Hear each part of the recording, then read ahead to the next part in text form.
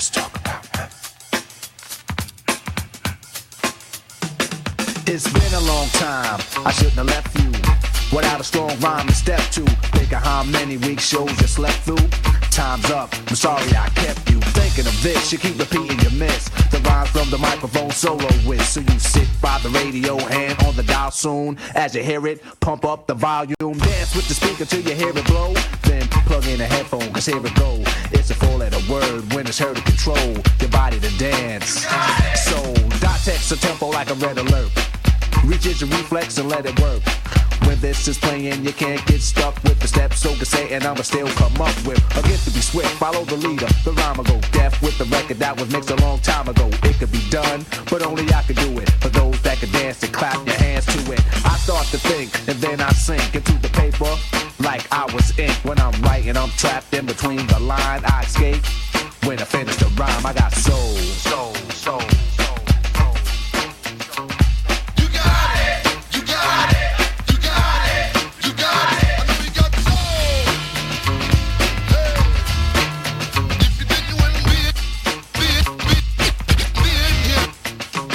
Your mic, the stage is empty. A beat like this might tempt me to pose, show my rings and my fat gold chain.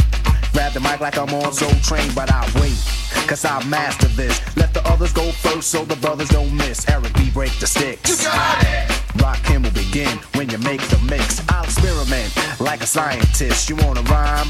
You gotta sign my list. Cause I'm a manifest and bless the mic I'll hold. You want an X? Then you gotta have soul. Cause if you ain't got it, I'ma make an encore. Take the mic, make the people respond for the R. Cause that's the way it'll have to be. If you wanna get on after me, think about it. Wait, erase your rhyme, forget it. And don't waste your time. Cause I'll be in the crowd if you ain't controlling it. Drop the mic, you shouldn't be holding it. This is how it should be done.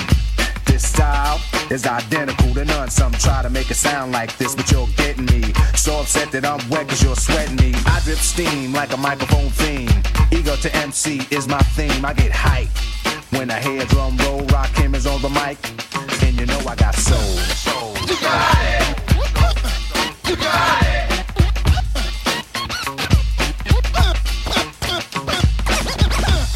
You got it. You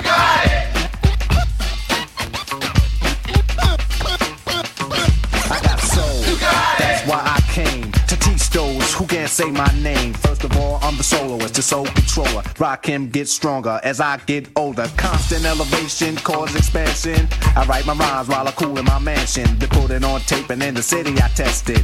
Then on the radio, the R's requested. You listen to it, the concept might break you.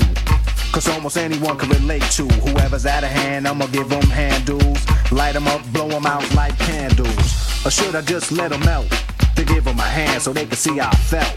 I'm not bold just cause I rock gold. Rakim is on the mic, and you know I got soul. Soul, soul, soul. You got it. You got it. You got it. You got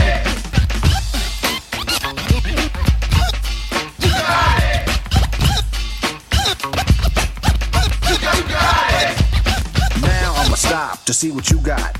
Get off the mic before it get too hot. I wanna see which posse can dance the best. It should be easy cause the beat is fresh. Now feel from uptown, Brooklyn bound, the Bronx, Queens, or Long Island Sound.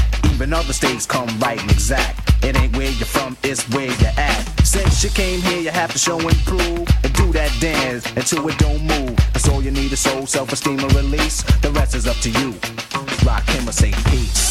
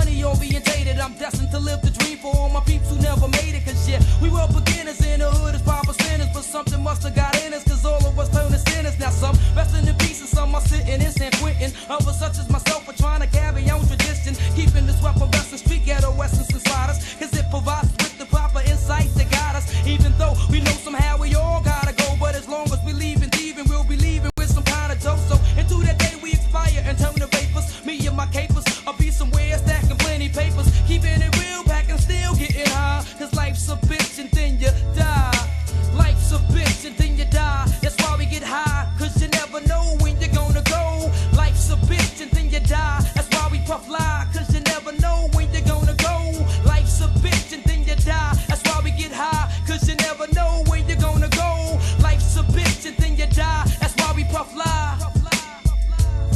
I woke up early on my born day. I'm 20 is a blessing. The essence of adolescence leaves my body now freshened. My physical frame is celebrated cause I made it. 1/4 through life, some godly like thing created. Got rhymes 365 days annual plus some. Load up the mic and bust one. Cuss while I puss from my skull cause it's pain in my brain vein. Money maintained, no go against the grain, simple and plain. When I was younger this I used to do my thing hard. Robbing foreigners, take their wallets, they jewels and rip their green cards. Dip to the projects, flashing my quick cash and got my first piece of ass, smoking blunts with hash. Now it's all about cash in abundance. Niggas I used to run with is rich or doing years in the hundreds. I switched my motto. Instead of saying fuck tomorrow, that buck that bought a bottle could've struck the lotto. Once I stood on the block, loose cracks, produced stacks. I cooked up and cut small pieces to get my loot back. Time is illmatic, keep static like wool fabric. Pack a 4-matic to crack your whole cabbage. Life's a bitch and then you die. That's why we get high, cause you never know when you're gonna go. Life's a bitch and then you die. That's why we puff lie, cause you never know when you're gonna go.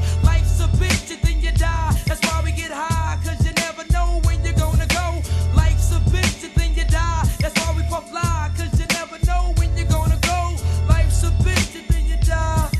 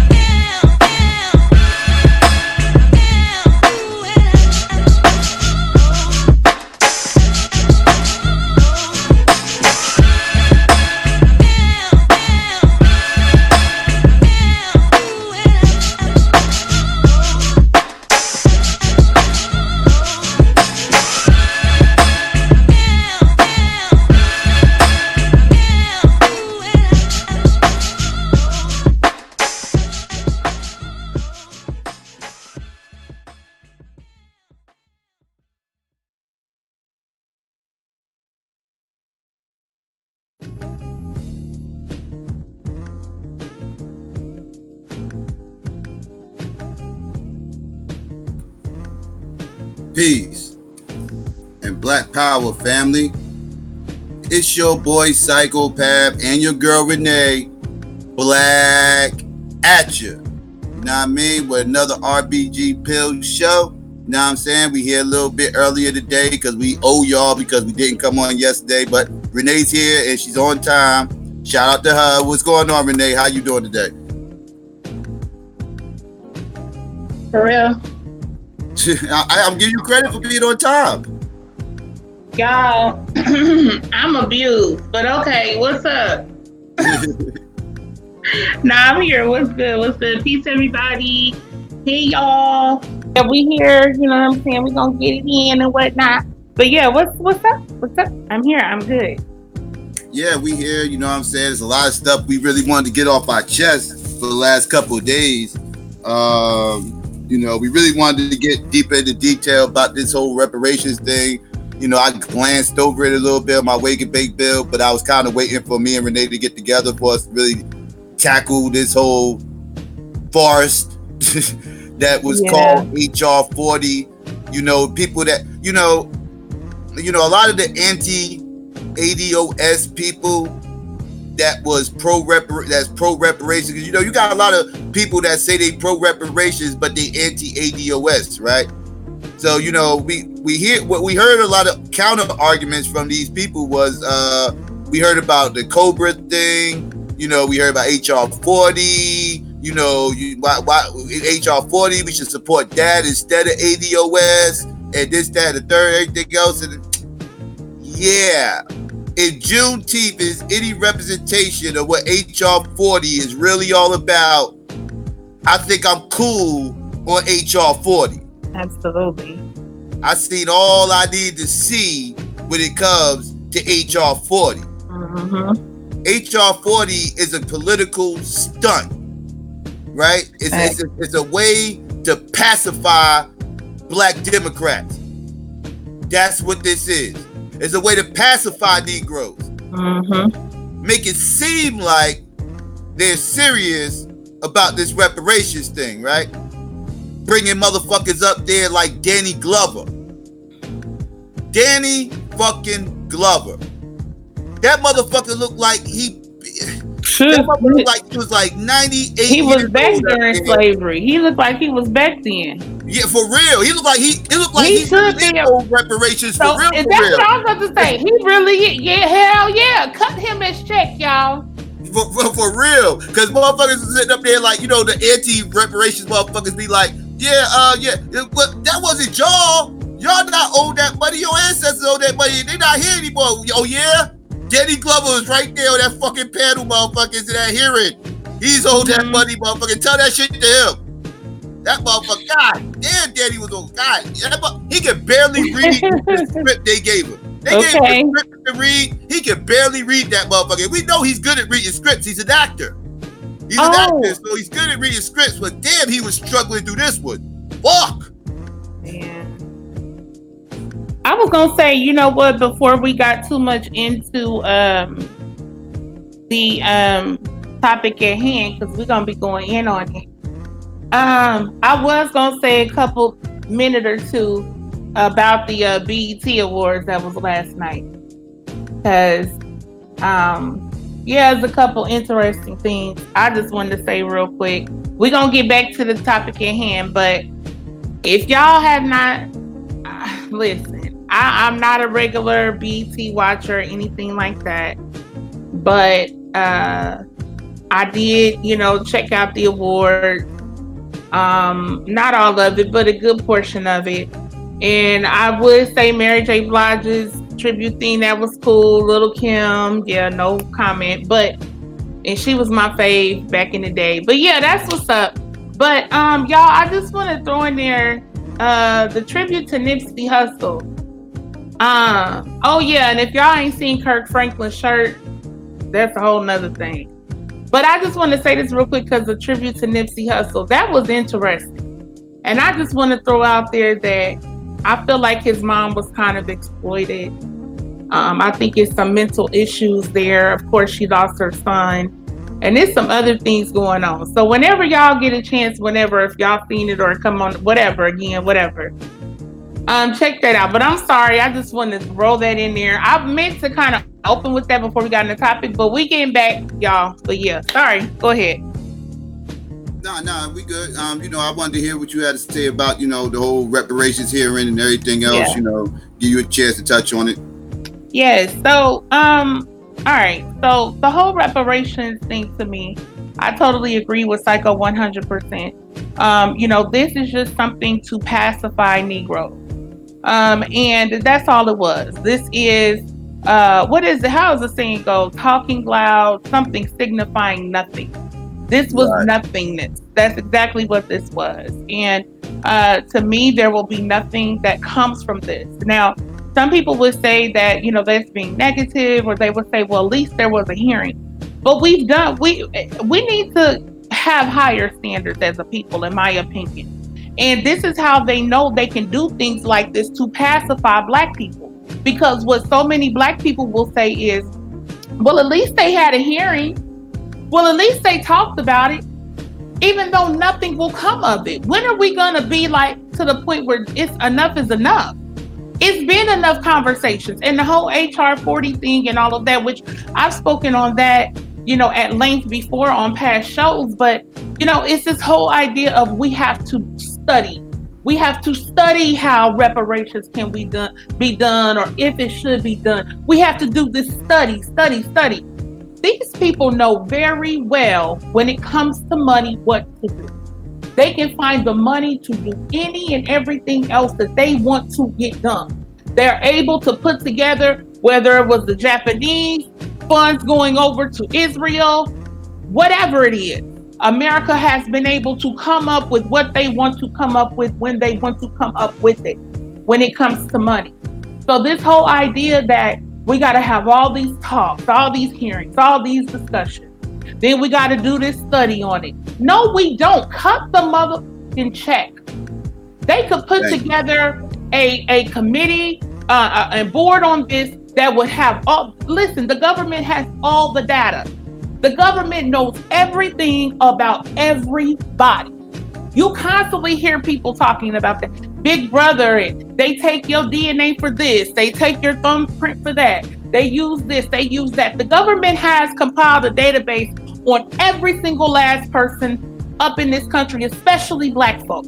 You mean to tell me with all of the information they have, they're not able to properly disseminate funds, or they're not able to come up with a better plan to disseminate funds? That's bullshit. And we got to stop accepting that. We got to stop going for the minimum. Well, at least it was a hearing. I don't want to hear that. We had enough here. It's been enough. And we're 153 or so years post the 13th Amendment to the Constitution. It's over 150 years later. And this country has not been able to put together a primarily monetary. Now, if there's other quote unquote programs that come later or whatnot, then that's what it is. But they have not been able to put together a monetary program for Black people in all of this time.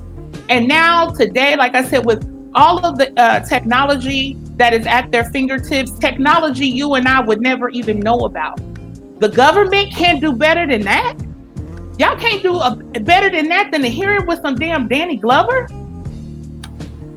That's the best that can be done about reparations? Really? It's really a slap in the face to Black people. You know what I'm saying? It's really a disgrace to Black people. It's really a disrespect to Black people what they did. This is again throwing us a bone. Like, there you go, be settled with that. So we waste another 10, 15 years, and then we'll have another hearing about it 15 years later.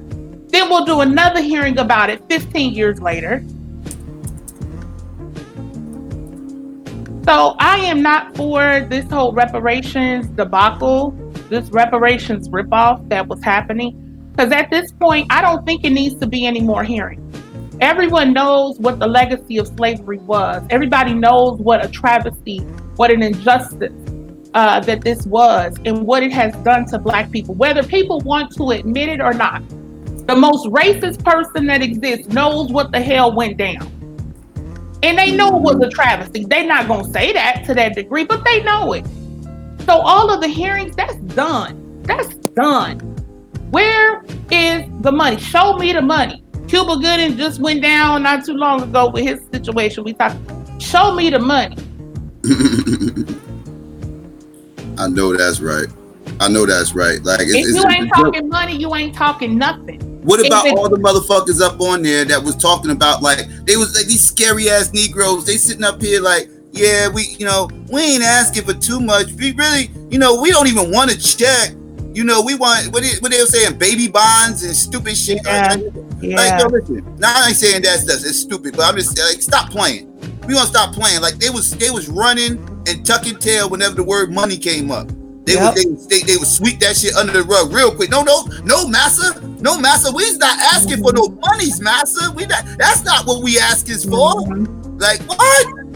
Like, get the fuck out of here. The hell they cut the fucking check. Cut the fucking check. Alright, these motherfuckers sit up here, they paying off all these other motherfuckers, these Jews and all these. Cut the fucking check. You cutting them fuckers a check. Cut us a fucking check. I don't want to hear none of that extra shit. Yep. Alright? Do I want more than a check? Yeah, I want more than a fucking check. But we ain't gonna run from that check. That's we ain't going to miss that check and act like that check ain't going to. No, motherfuckers. No, y'all ain't going to finagle that shit. All right? The fuck is these motherfuckers talking about? Who is these weirdos up on here talking for us? These motherfuckers sitting up here trying to lull us to sleep.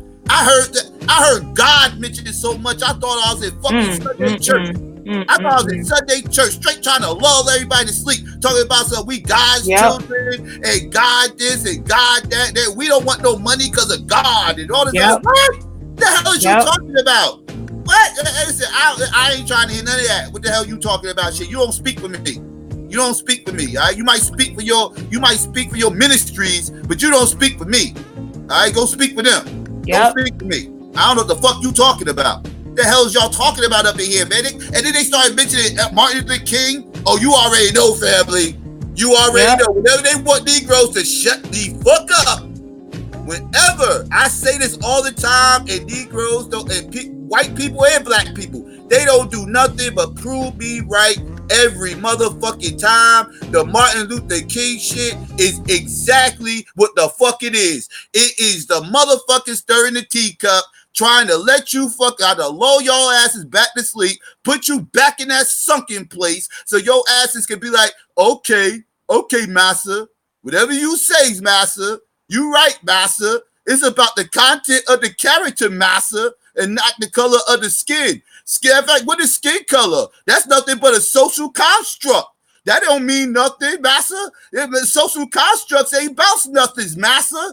What is blackness? We are one race, massa. The human race. That's the only race we are, massa. Y'all asses the fuck out of here with that dumb shit, man. Cut the fucking check. I don't want to hear y'all motherfuckers' mouths no more. The hell that dumb shit, man. My bad, Renee. Go ahead. Do your thing. No, you won't point. This is what they do. This is what they do right here. Wait. One second. Go back. You gotta go back. Give me 1 second. I ain't showing the screen. Okay. Oh, go ahead. You got it. Yeah. This is what they do. So they know how to use certain words, certain buzzwords and things like that they know will kind of trigger, certain trigger words that will put you back to sleep. So when they say things like they mention Martin Luther King Jr., when they bring up the civil rights movement and things of that nature and progress and things of that nature, and then they definitely know when they bring in religion, when they bring in God and the Bible and Jesus and all of these types of things, when they bring faith, quote unquote, into the picture, they know they about to really put you back to sleep. And they be stirring the hell out of that damn teacup. And a lot of black people will accept that. And they will say, well, yeah, I'ma just pray about it. We need to keep leaning on the Lord. Unfortunately, and I'm not trying to attack anyone's faith. I'm just telling you that this is what they do. And even in terms of people who may be Hebrew Israelites, and no disrespect to anybody, but even people who may be Hebrew Israelites, it's still kind of the same premise, because then people will say, well, Yah is gonna come back and his people, he gonna get his people and things of this nature, and we don't have to rely on these devils' reparations. We don't have to rely on these devils' money. They're gonna be dealt with. The Most High is gonna deal with them and things of that nature. And I'm not trying to be funny or disrespectful to nobody, But I'm just trying to show how the teacup gets stirred, and then after that, people just kind of fall back in line. They go back into place. And I just feel we need to reject all of these notions, because even if you are somebody who may be a religious person or consider yourself spiritual, if you don't want to say religious, even if you are a person of those things, don't let them use that against you. Don't let them make you lull you back to sleep because they start bringing up God. We got to get beyond that. We're talking about the here and the now. We're talking about the legacy of what slavery has done and the continuation of the system of racism, white supremacy's impact on our people. And this country was built off our ancestors. A lot of people say that, but I don't think a lot of people really understand that. I don't think a lot of people really think as deeply, and I'll stop sharing my screen, but think as deeply and about what I'm saying, that our ancestors really did build this country. Because just on a daily, you know what I'm saying, you go to the bank, I go to Bank of America, whatever, you go to your bank, and it's like, well, damn, this whole banking institution, like every major banking institution in the United States of America, and also other international banks, were built off the transatlantic slave trade and was thereafter built off of free labor, slave labor, of our enslaved African ancestors who were free people who were captured and placed into slavery. Okay, so we have to understand your everyday thing, your everyday moves that you make, all this was built off the backs of that. So you mean to tell me we're wrong, or we should feel bad for saying, give us what's due us? We should feel bad about that, and we should say we don't want money, we just want a check. We should accept a prayer. We should accept an apology. Hell no. Hell no. Fuck your apologies. Cut the check. Save your apologies. I don't give a fuck. I don't want your apologies. I don't believe your apologies. I don't accept your apology. I accept the check. Cut the check. Save the apologies. All right. I'm not taking no more handshake deals with you motherfuckers and none of this other stupid shit. No, ain't none of that dumb shit. No, we ain't doing all that. You know what I'm saying? Well, if we apologize, will everything be all right? No, everything ain't gonna be all right, motherfucker. Cut the check. Save your apologies. Cut the check. I fuck all this, man. Like, we playing games over here. I don't know what the fuck motherfuckers talking about. And let's get on these anti-reparation ass motherfuckers, because there was a lot of little agents inserted. Yes, I want to explore this anti-reparations. Yes, because all these agents that was inserted in there, because, you know, first of all, it's disgusting that anytime serious issues with black people come up, we got to send out celebrities and reverends to speak for us. It's always a reverend or a celebrity speaking for us. And there was an ass load of those fuckers up in there. And then you gotta have your little fucking Democrat little house nigga up in there, aka Cory Booker. You know what I'm saying? Have his little clown ass up in there with his fuck shit, talking about he don't want no checks too. He another one was talking that I don't want no check shit. Fruitcake. You know what I'm saying? That motherfucker. Yeah, he put a tweet up today. I was looking at earlier. Go ahead, I'm gonna pull it up. It wasn't about reparations, but it's about this whole pride thing and trans and all this. And he's pushing that rhetoric, but he's not for cash payout. Get the hell out of my face. I bet you any money, if there was gonna be reparations for transgender people, if it was gonna be reparations for LGBTQ, ABC, if it was going to be reparations for them to say, well, there's been a legacy of pain in our country associated with people who are homosexual and transgender and all this. So because of that, we're going to give a stipend, or we're going to give a certain amount of money or whatever to people who are in this community, who are homosexual. I bet you any money they would, first of all, find a way to disseminate funds. That's number one. And you're talking about sexual orientation, but they will find a way to disseminate funds to those homosexuals. And second, people like Cory Booker would support it.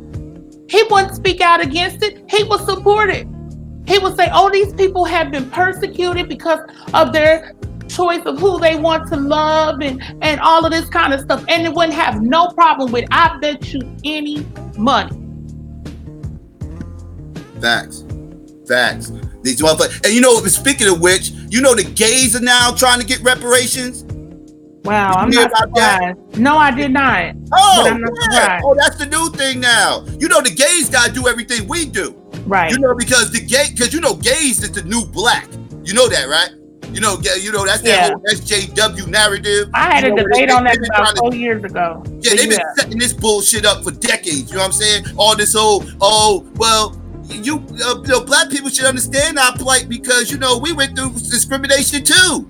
You know what I'm saying? Trying to compare they bullshit ass plight that they chose to be, you know, they motherfucking chosen persecution because they chose to be persecuted. You understand what I'm saying? We ain't choose shit. They chose to be persecuted. So they will sit up here and try to compare them choosing to be persecuted to our persecution that we was born into. Because, oh yes, motherfuckers, you are not born gay. We can go there too if you son of a bitches want to have that conversation. We tear that shit apart over here. Know what I'm saying? So, like, now these motherfuckers see that we pushing for reparations. So now they like, we've been discriminated just like black people. So we should get reparations too.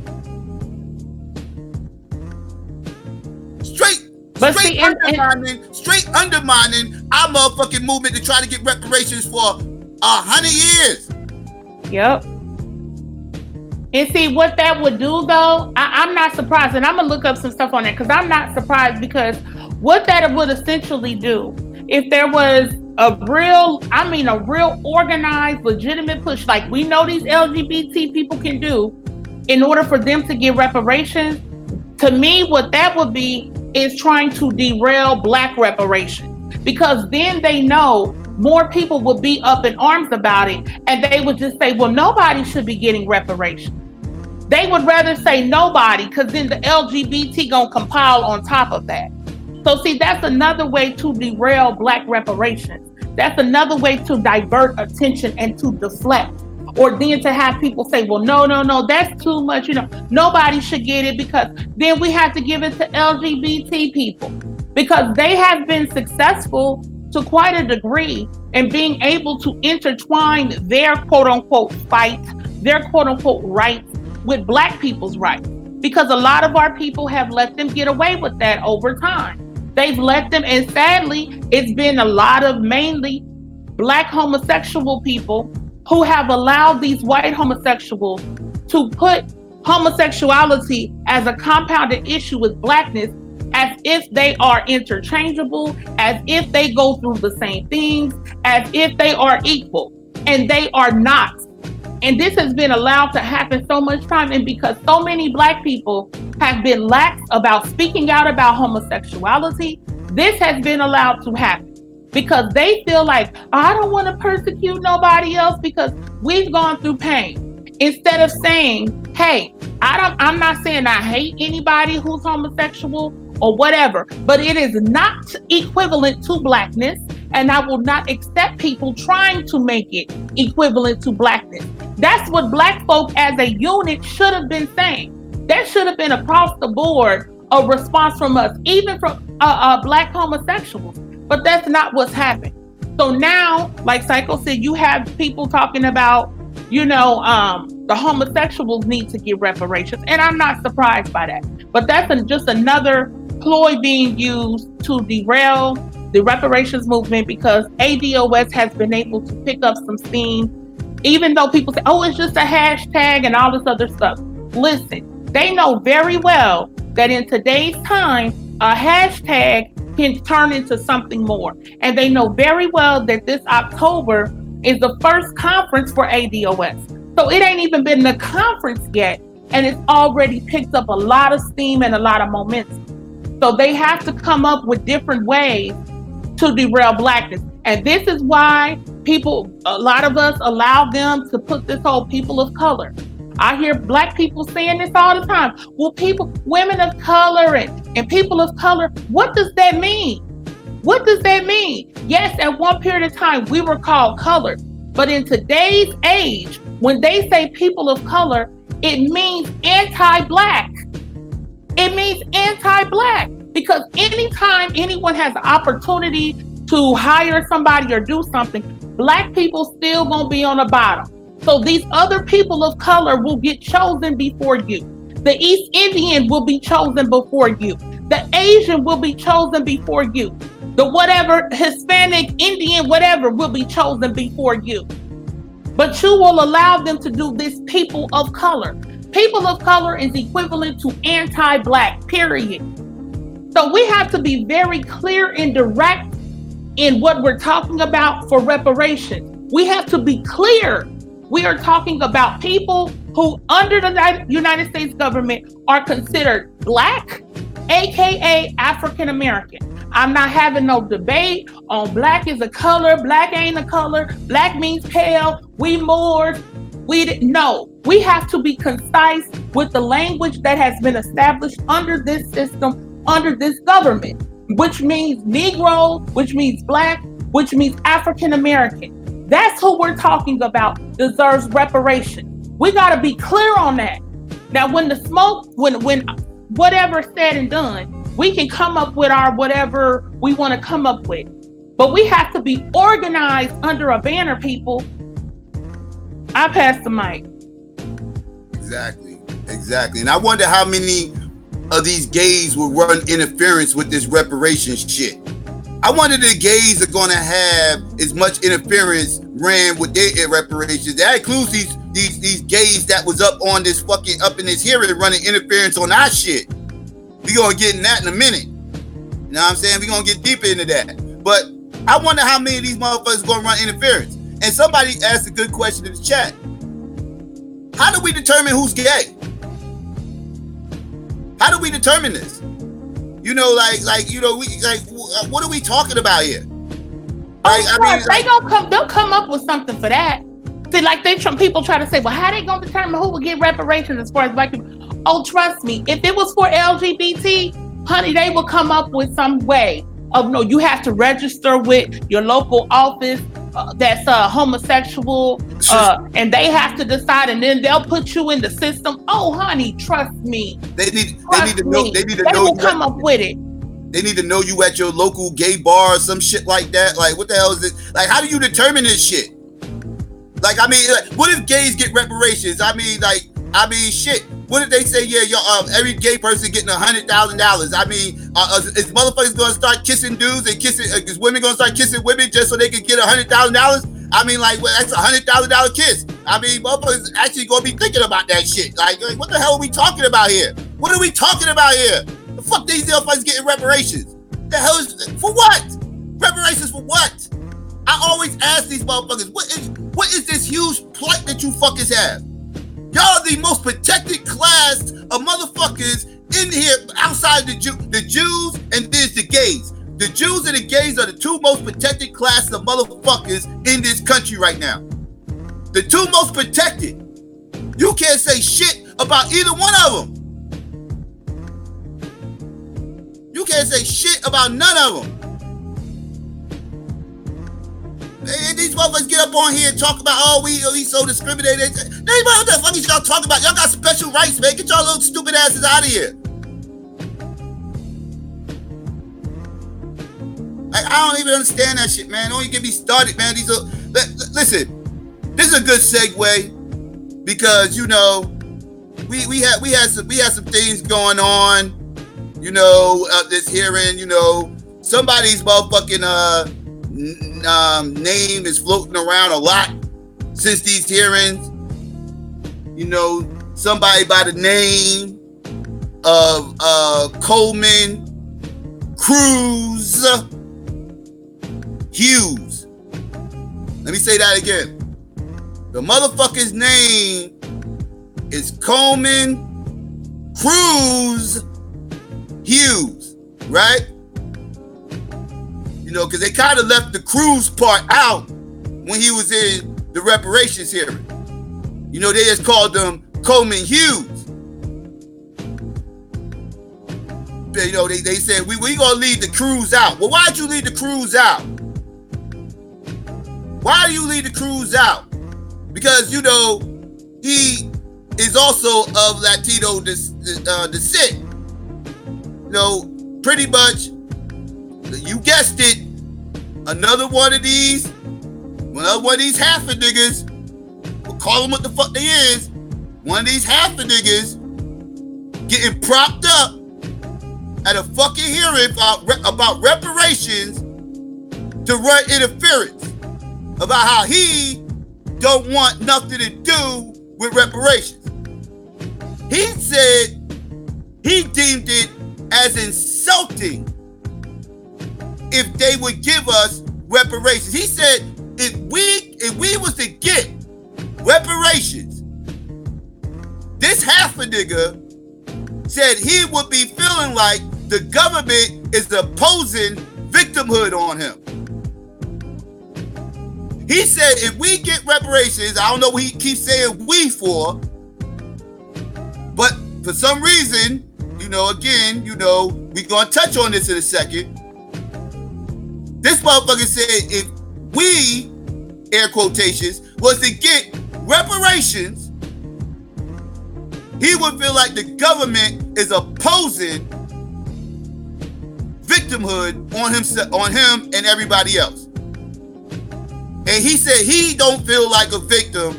I don't want you to oppose your victimhood on me. He said this. Right? Fucking weirdo. Right? Now, then we come to find out, because again, they was coining this motherfucker as Coleman Hughes at the hearing. But most motherfuckers really didn't know too much about this guy. I know I never heard of this motherfucker before.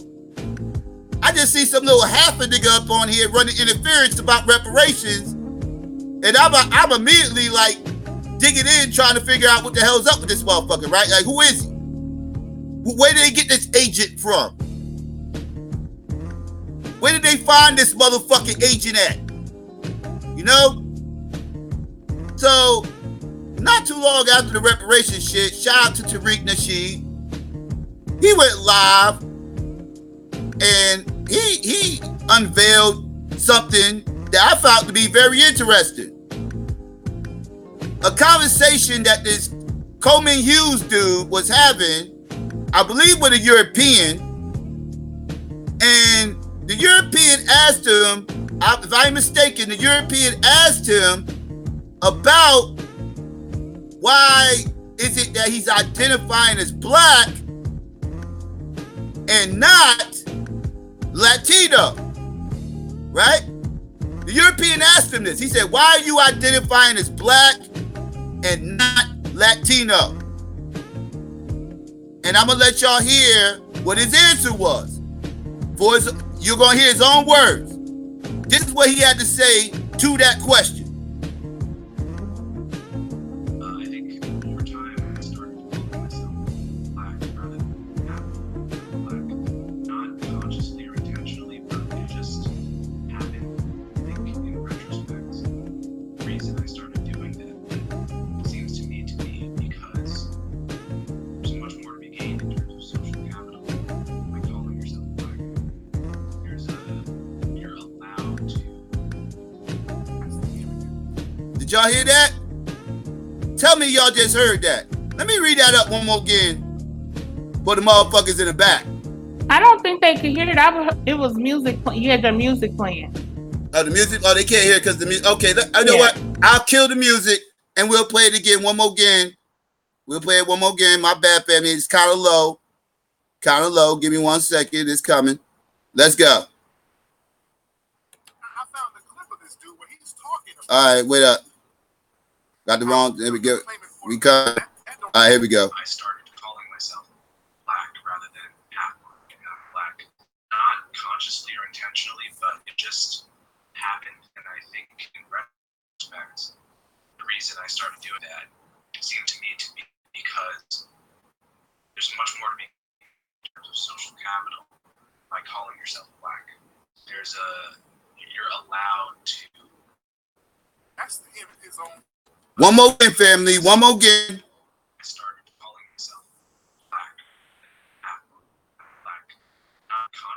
intentionally, but it just happened. I think in retrospect, the reason I started doing that seems to me to be because there's much more to be gained in terms of social capital by calling yourself Black. You're allowed to. There you go, family. And there y'all go. You got to hear it for yourself. Know what I mean? This is what we got to deal with, family. This is what we got to deal with. It's insane. All right? There go you little half a nigga defenders. You little biracial defenders. There you go. There you go. You motherfuckers I don't think they could hear it. And then when I was trying to listen to it on the playback, it was real low. You couldn't really hear it. All right, well, why don't you tell him what it is he said, Renee? Okay. He said, is it just me or did y'all hear it? Let me know in the chat. But he was basically saying that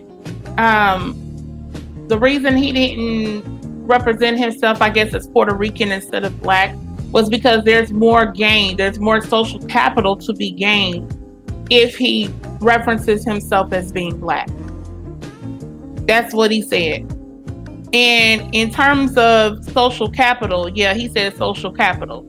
So in terms of somebody like him who's trying to consider himself to be some type of pundit, if you will, political pundit or reporter or whatever. He writes for some magazine, online magazine, I'm gonna pull it up. But called Quintel or Quinet, something like that. And so for somebody like him, because I looked into some of his little interviews and stuff that he's done, and of course he's pushing a very hard conservative stance. He is. But he claims to be a Democrat. He claims to be a Democrat, though. He's pushing a very hard conservative stance. Let's keep it a buck. He can call himself Democrat. I didn't even know he was calling himself a Democrat. All his rhetoric was totally what you hear about the pull yourself up by your bootstraps. All of that rhetoric is all that he talks about. So that's another agent type of move. If he's supposed to be a Democrat, but he's speaking nothing but conservative talking points. That's what he's saying. That's what I've heard him talking about. And then, absolutely. And then for you to come and talk about, because I'm gonna give y'all the breakdown of what he said, but I mean the some other points that he said in the reparations hearing. But go ahead, Psycho. Oh yeah, no, I was just saying, real quick before like this weirdo. This is the problem. We're propping up these people to speak for us that got dual allegiances, right? Right? These motherfuckers, jeez. How can y'all motherfuckers sit up here and keep propping these people up who ain't going, we not in their best interest? It's a conflict of interest. It is a conflict of interest. You cannot, why would you even do this? Why? Obviously, this motherfucker right here is sitting by these motherfuckers to run all type, probably the gay people, right? Because, you know, I just want to show y'all something else real quick that came out about this motherfucker, this son of a bitch. And the reason why I would say that the gays might be the ones who sick this motherfucker, right? Because we got this little weirdo over here doing all types of nastyfulness all on this fucking screen. I don't know what the fuck this shit is all about. You know what I'm saying? But this shit comes out later. I don't know what the fuck this shit is. This motherfucker up here pole dancing in the middle of the fucking subway with some tighty whities on, looking just as nasty as he fucking wanna be, with all these people around him, trying to set some fucking, I don't know what the fuck he's trying to do. He trying to set some kind of gay statement? Trying to make a gay statement or something? What in the fuck is this, family? Family, what in the fuck is this? This is who we propped up to try to get us reparations? And And then he turns around and runs nothing but interference. And then after, they turn around and say the gays are now trying to get reparations. And this motherfucker is running no interference. Do y'all not see what the fuck is going on here, family? He said he was a Democrat. He said he never voted Republican in his fucking life. And I believe it. Looking at this picture right here, I totally believe it. You're looking like a fucking leftist like a motherfucker right now. You cannot get more far left than this right here. You can't. Look at it. What is he doing? What in the fuck are you doing, dog?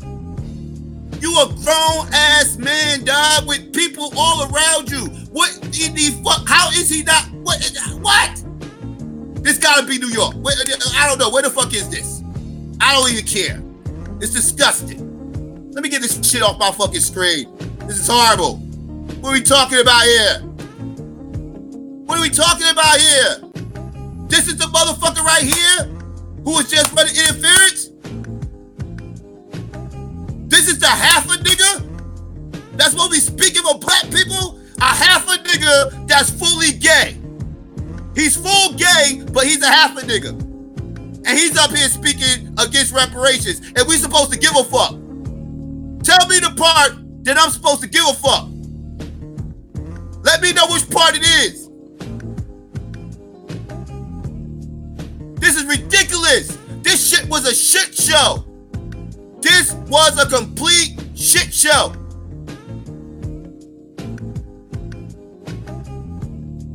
I'll pass the mic. Go ahead, Renee. That shit pissed me. Okay, and also look in the back chat. So, okay. All right, so y'all, let's get into this. Let's get into this. This Coleman Hughes dude. And let's see, did I share? No.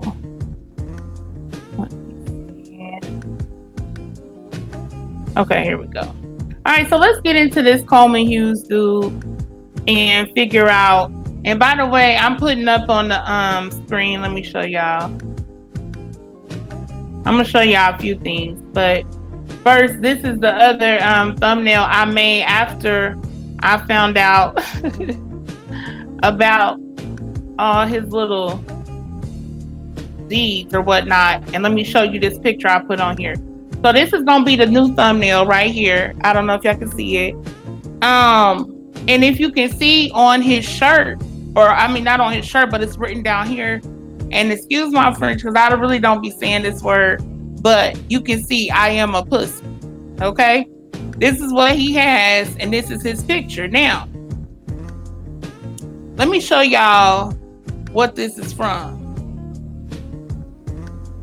So, dude, all right. So this dude, this puppet, I guess he makes music, and I'm assuming that that little clip Psycho played was from one of his music videos or something. Now, this here is the picture. This is the picture for his EP. So like I said, he makes music. And the name of his EP that he made is I Am a Pussy. Okay? Now,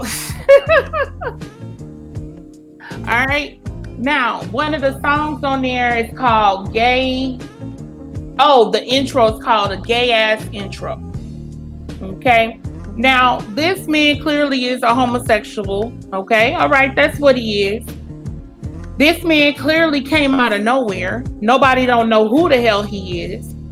And this is who they put up to speak and to say that we shouldn't get cash payout. And it's actually some black people out there, most of them who aren't conservatives and things like that, but some others who may not be, who were actually supporting what he said. So let me tell you a little bit of what he said, and then I'm gonna get in further to who he is, okay? So, no. First, let me show you more of who, or tell you more of who he is, okay? Now, first of all, he writes for some online magazine called Quillette. Let me pull this right here.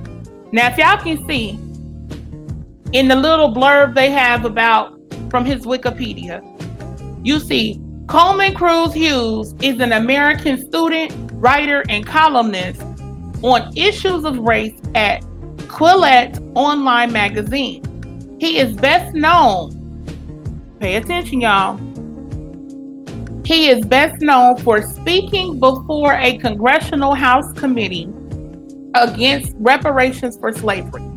23 years old. Now ask yourself, how did somebody, now wait, before I say that, I'm sorry. Let me give y'all one more thing. If you look up what Quillette is an Australian, it's an Australian based, well not based, but the person who started it is an Australian. And really from what I looked up, they talk mainly about technology and things of that nature.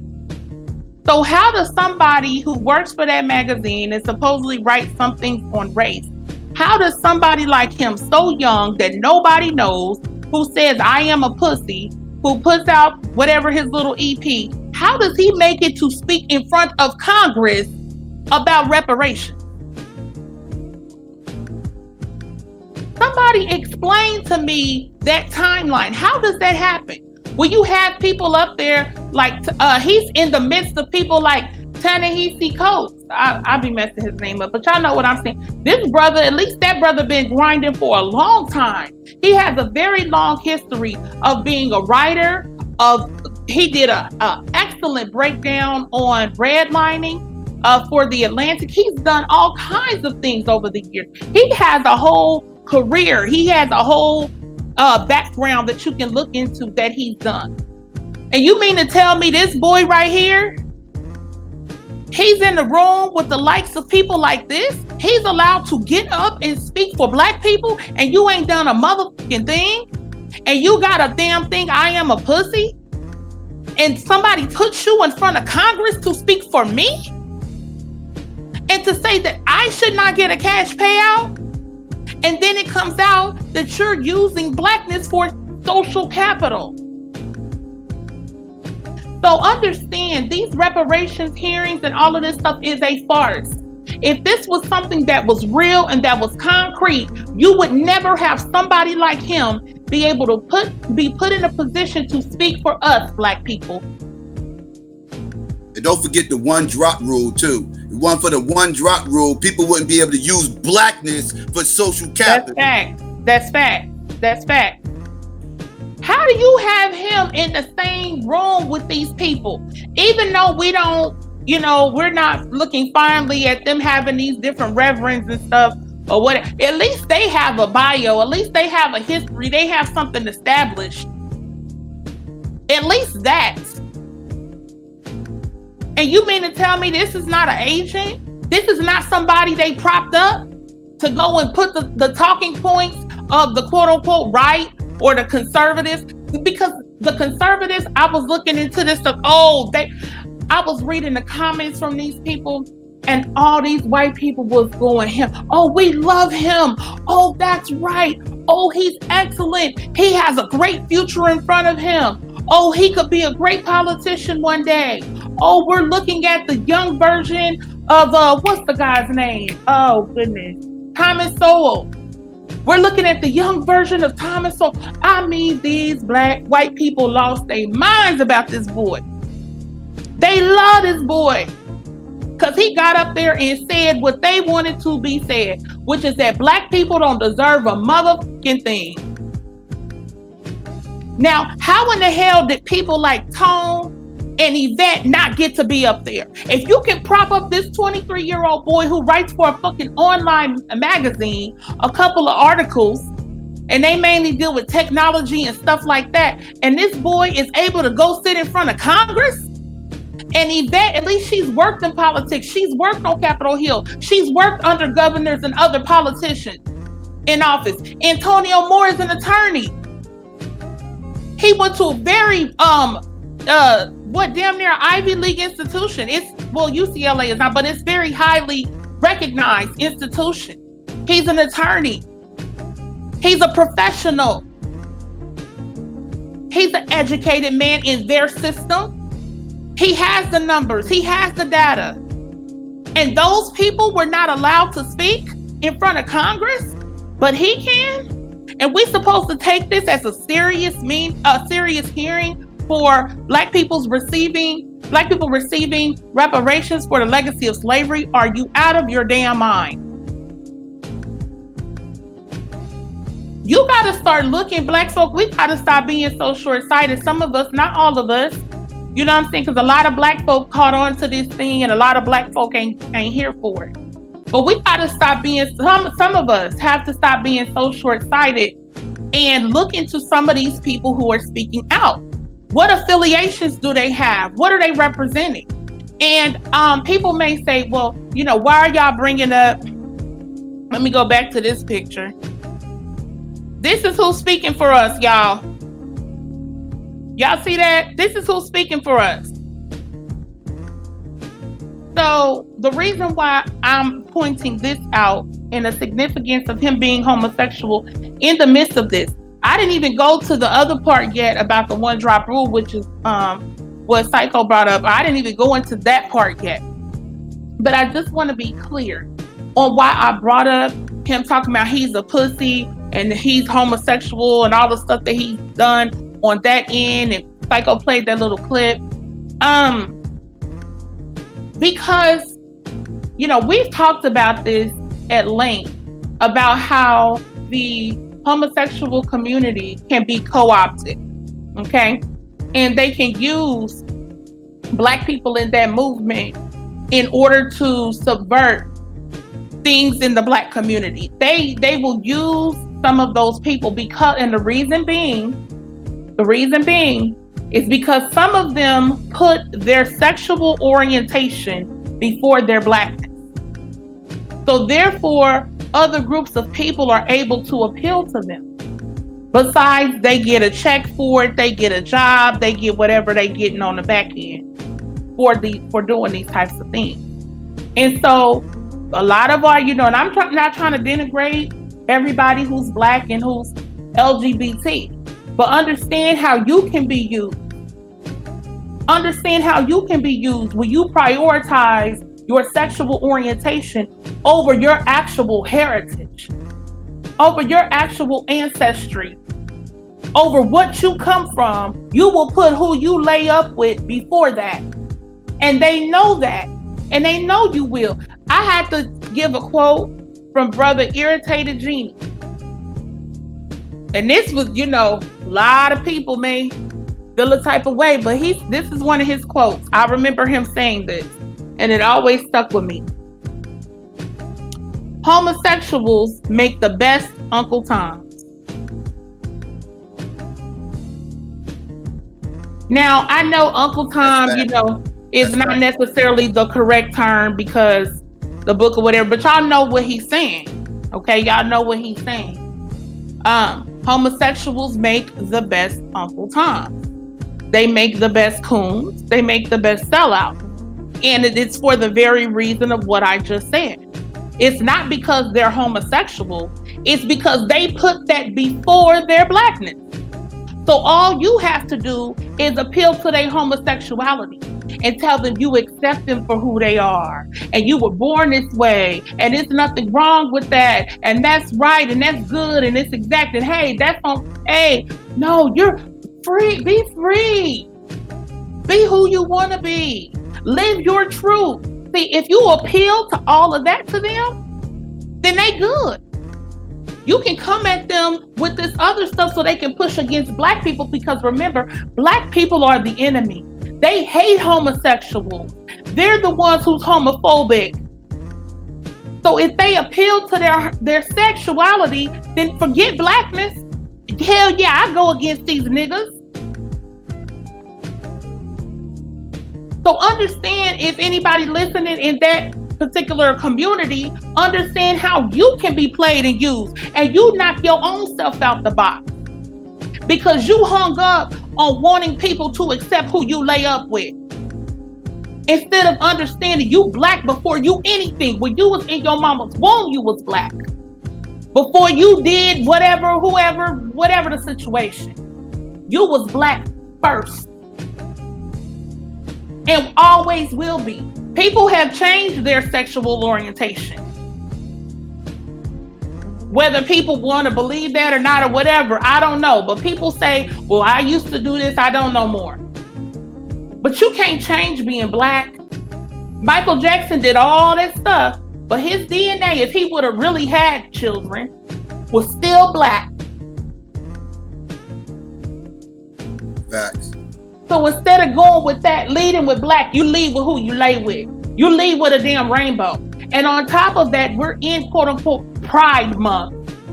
We in Pride Month, where you hit in the face with rainbows everywhere you turn. So a lot of black people who are in that lifestyle, that appeals to them because they think that gives them a level playing field. Now I'm out and I'm proud, and white people accept homosexual black people. And they do. Not completely, because you're still black, you're still a nigga. But they'll give you a little bit more. Because see, if you're a black man, for sure, they are far less intimidated by you. They are not threatened by you. You are weak to them. They would never tell you that, but that's how they see you. That's why you're not a threat. That's why when the police are at those pride things, they let them gay black people do whatever they want to do. You think if it's a black power event that them police will let black folk do and black men, big black men do anything they want to do? Hell no. But since you homosexual, they already know we got you. I know some of y'all don't want to accept that. You may not like what I'm saying, but they know we got you. That's why you see the people they put on TV, they put for representation, they support, will be homosexual black people, especially and particularly black men. They will not help a heterosexual black man for anything in this world. But let you come and say, I'm trans or I'm homosexual. Oh, white people come out the woodwork. Oh my gosh, what can we do to help you? I can't believe. Oh, I know somebody. I'll make a few phone calls. So when you look at somebody like this and they coming and speaking for you and saying you don't deserve it, you better start paying attention to who's who and what is what and what people do. Because that tells you a lot. I'm sorry. Now let me tell y'all real quick some of what he said. He said, well, I found another article I think that kind of goes into, well, actually, this is his article. Okay, let me read y'all his article. This is from Quillette. My Testimony on Reparations by Coleman Hughes. Okay. Editor's note, Coleman Hughes delivered the following testimony at a United States House Judiciary Committee hearing on Bill H.R. 40 on June 19, 2019. If passed, the bill would establish a commission for reparations. All right, so this is what he said. They said, thank you, Chairman Cohen, Ranking Member Johnson, and members of the committee. It's an honor to testify on a topic as important as this one. Nothing I am about to say is meant to minimize the horror and brutality of slavery and Jim Crow. Racism is a bloody stain on this country's history, and I consider our failure to pay reparations directly to freed slaves after the Civil War to be one of the greatest injustices ever perpetrated by the U.S. government. Stop. He said, I consider our failure to pay reparations directly to freed slaves is one of the greatest injustices. So out the gate, he's letting you know that time is well over. That's done. If you was gonna pay the money, it should have been directly to them slaves. So everything else is off the table. He lets you know out the gate what he's saying. But I worry that our desire to fix the past compromises our ability to fix the present. Think about what we're doing today. We're spending our time debating a bill that mentions slavery 25 times, but incarceration only once. In an era where zero black slaves, but nearly 1 million black prisoners. A bill that doesn't mention homicide once, at a time when the Center for Disease Control reports homicide as the number one cause of death for young black men. Stop. What about black on black crime? Out the gate. So he told you, A, y'all didn't pay directly to slaves. B, what about black on black crime?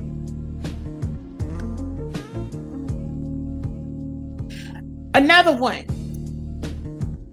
incarceration. Now, I've talked about this, we've talked about it, but see, that's the trick bag.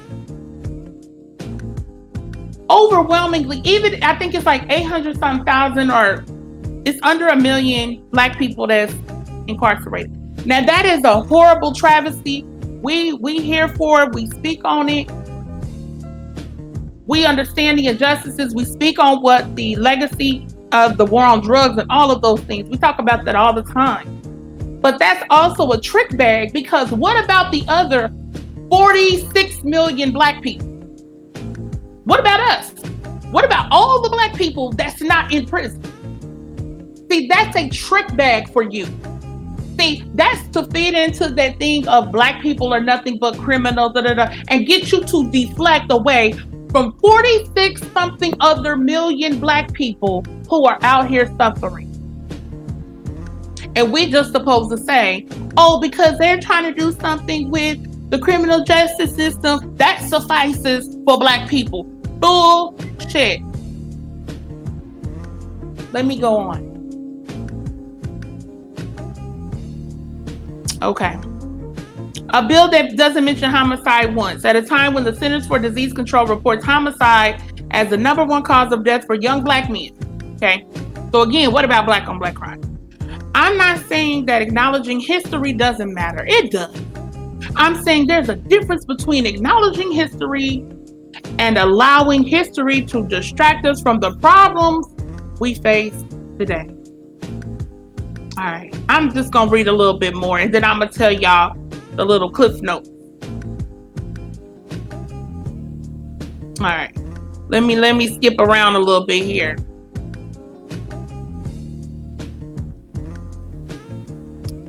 All right, he says, nearly everyone close to me told me not to testify today. I wonder if those was the Puerto Ricans. I know, right? They said that even though I've only ever voted for Democrats, hey, y'all watch for the hook. Listen to what I'm about to say. Watch for the hook. They said that even though I've only ever voted Democrats, I'd be perceived as a Republican. And therefore hated by half the country. Others told me that distancing myself from Republicans would end up angering the other half of the country. And the sad truth is that they were both right. That's how suspicious we've become of one another. That's how divided we are as a nation, y'all. So wait a minute. We're not divided on race. We just divided on political party. Crazy. Okay. And he's telling you a pro-Republican stance. Understand that. Understand that's what he's doing here. Because he wanted to make it clear that, oh, well, I've only ever voted Democrat. So this way, people cannot dismiss him as a Republican. See, that's why he said that. Because he already knows, and this was crafted and well put together. Well, not well put together, because I can easily pick this apart. However, for those people who are not critically thinking, they're just hearing what he's saying. Him saying that I've only ever voted Democrat was to say, hey, I'm not pro-Trump. I didn't vote for Trump. So you should listen, black people, you should listen to me and see, we don't need cash payout. So that way it would be harder to dismiss him as being a Republican. It would be harder to dismiss him as being a conservative because he claims he's only ever voted for Democrats. See, that's that hustle. So nobody can say, well, he's a conservative. He would say that, I've only voted for Democrats. But see, and also when you say I've only ever voted, that's not meaning what you will do, right? That's what you've done. Let me go on. I'm gonna read a little bit more.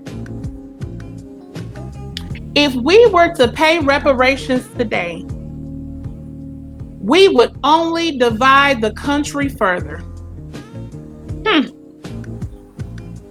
Making it harder to build the political coalitions required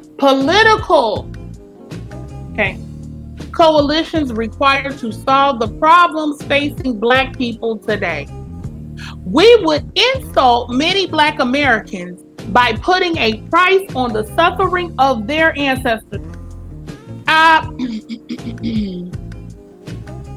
Number one, you can't divide what's already divided. He says in the article, we're divided. This would divide us more, but we already divided. You mentioned that. You mentioned it. So what's the problem? We divided anyway, according to you. What do you mean further divided? It's divided, period. Notice also the language he used. He said their ancestors. Their ancestors. He didn't say our ancestors. So it's an insult to me to get a check? No, it's not. You not. If that's an insult, insult me then. If giving me what's just due, and you still ain't gonna give me what's just due, but still giving me part of what's due me, an insult me then. So you're claiming to speak for Black people while using terms like their ancestors.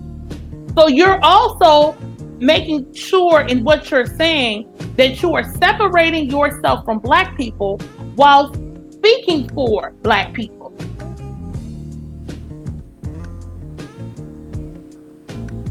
You gotta pay attention. You gotta pay attention, family. Because again, somebody crafted this for him. Now let me read a little bit more and I'm done. Because I know I've been going in. But so he said, we would insult many Black Americans by putting a price on the suffering of their ancestors. So I guess the Native Americans, the Japanese, the Jews, and all them is insulted, right? And we would turn the relationship between Black Americans and white Americans from a coalition to a transaction. From a union between citizens into a lawsuit between plaintiffs and defendants. What we should do is pay reparations to Black Americans who actually grew up under Jim Crow and were directly harmed by second-class citizenship. People like my grandparents. Let me continue. Grandparent. Wait, he said grandparent, right? No, grandparents, plural. Oh, he did? It's S on the end. Yeah, right. Go ahead. But paying reparations to all descendants of slaves is a mistake. Take me, for example. I was born 3 decades after Jim Crow ended into a privileged household in the suburbs. I attended an Ivy League school, yet I'm also descended from slaves who worked on Thomas Jefferson's Monticello plantation. Bullshit, prove it. So reparations for slavery would allocate federal resources to me, but not to an American with the wrong ancestry. Even if that person is living paycheck to paycheck, oh Lord, oh my gosh, and working multiple jobs to support a family. You may call that justice. I call it justice for the dead at the price of justice for the living. So, you're telling me that blackness and Black pain is equivalent to a white person who's living paycheck to paycheck. You telling me the legacy of slavery, the impact of all of those things on our people for generations after generations after generations is equivalent to a poor white person living paycheck to paycheck. And they have the wrong ancestry, yet they're white and their people are on top and dominating.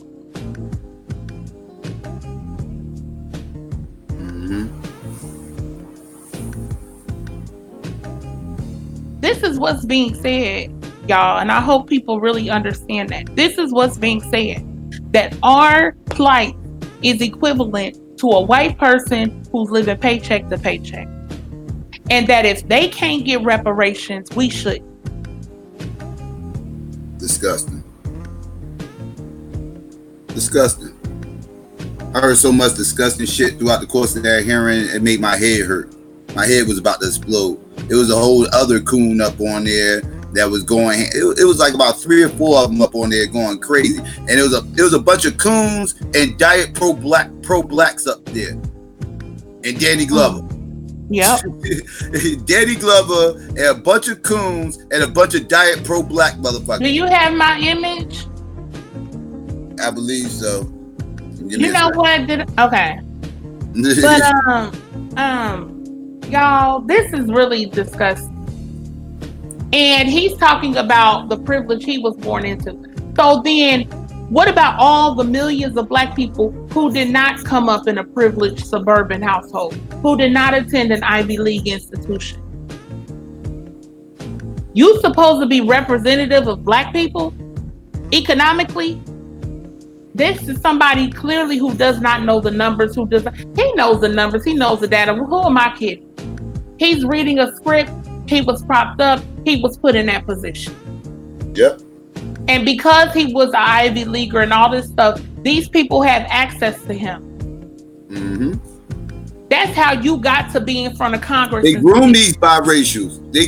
Absolutely. And they tap into that other side. Absolutely. They tap into that other side of them, and they teach them how to motherfucking use the black side of themselves to motherfucking get further in the game. Just like he said, I get a whole lot further claiming my blackness than I ever will claiming Latino. Wait, let me read this last part, y'all. Let me read this last part.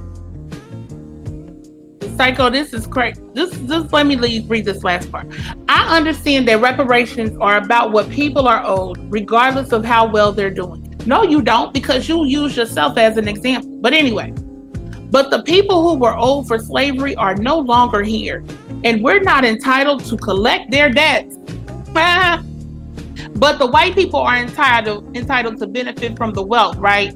Built off the backs of our ancestors. Ain't nobody taking none of these white people out of these high up positions. Ain't nobody removing them from these major corporations, banking institutions, Ivy League institutions. Nobody is removing all of those white people who benefit from what our ancestors did. But you want to tell us that we should not receive anything for what our ancestors did, but they receive it. Okay. All right. But the people who were owed for slavery are no longer here, and we're not entitled to collect their debts. Reparations, by definition, are only given to victims, y'all. We are victims. So the moment you give me reparations, you've made me into a victim without my consent, y'all. So they give you a check for $1 million.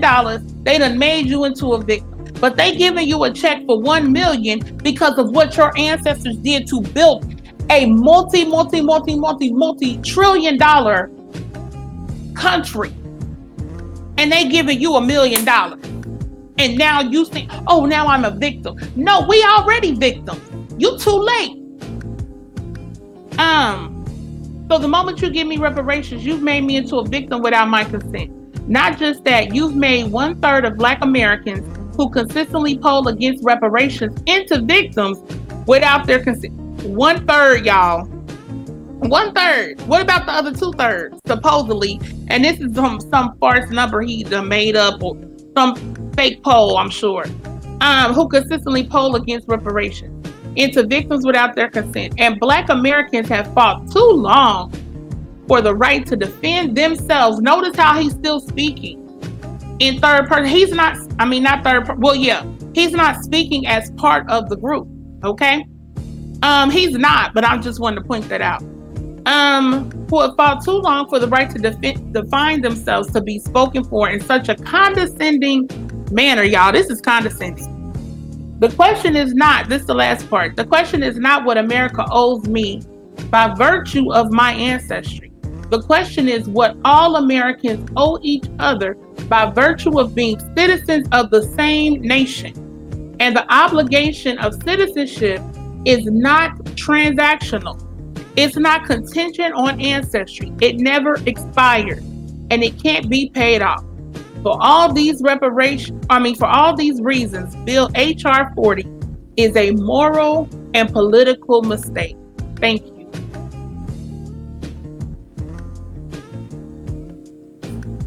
The Cliff Notes version, the couple of things he said, I think that I didn't end up reading, is he said this part: Black people don't need any more apology. I agree with that. But then he said, what we need are safer schools.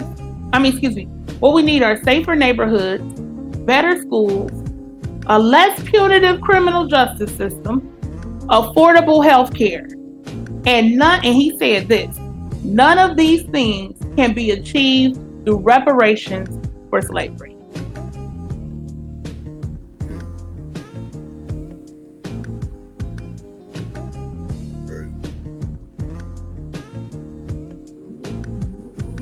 So there you have it. That is Coleman Cruz Hughes. Coleman Cruz Hughes.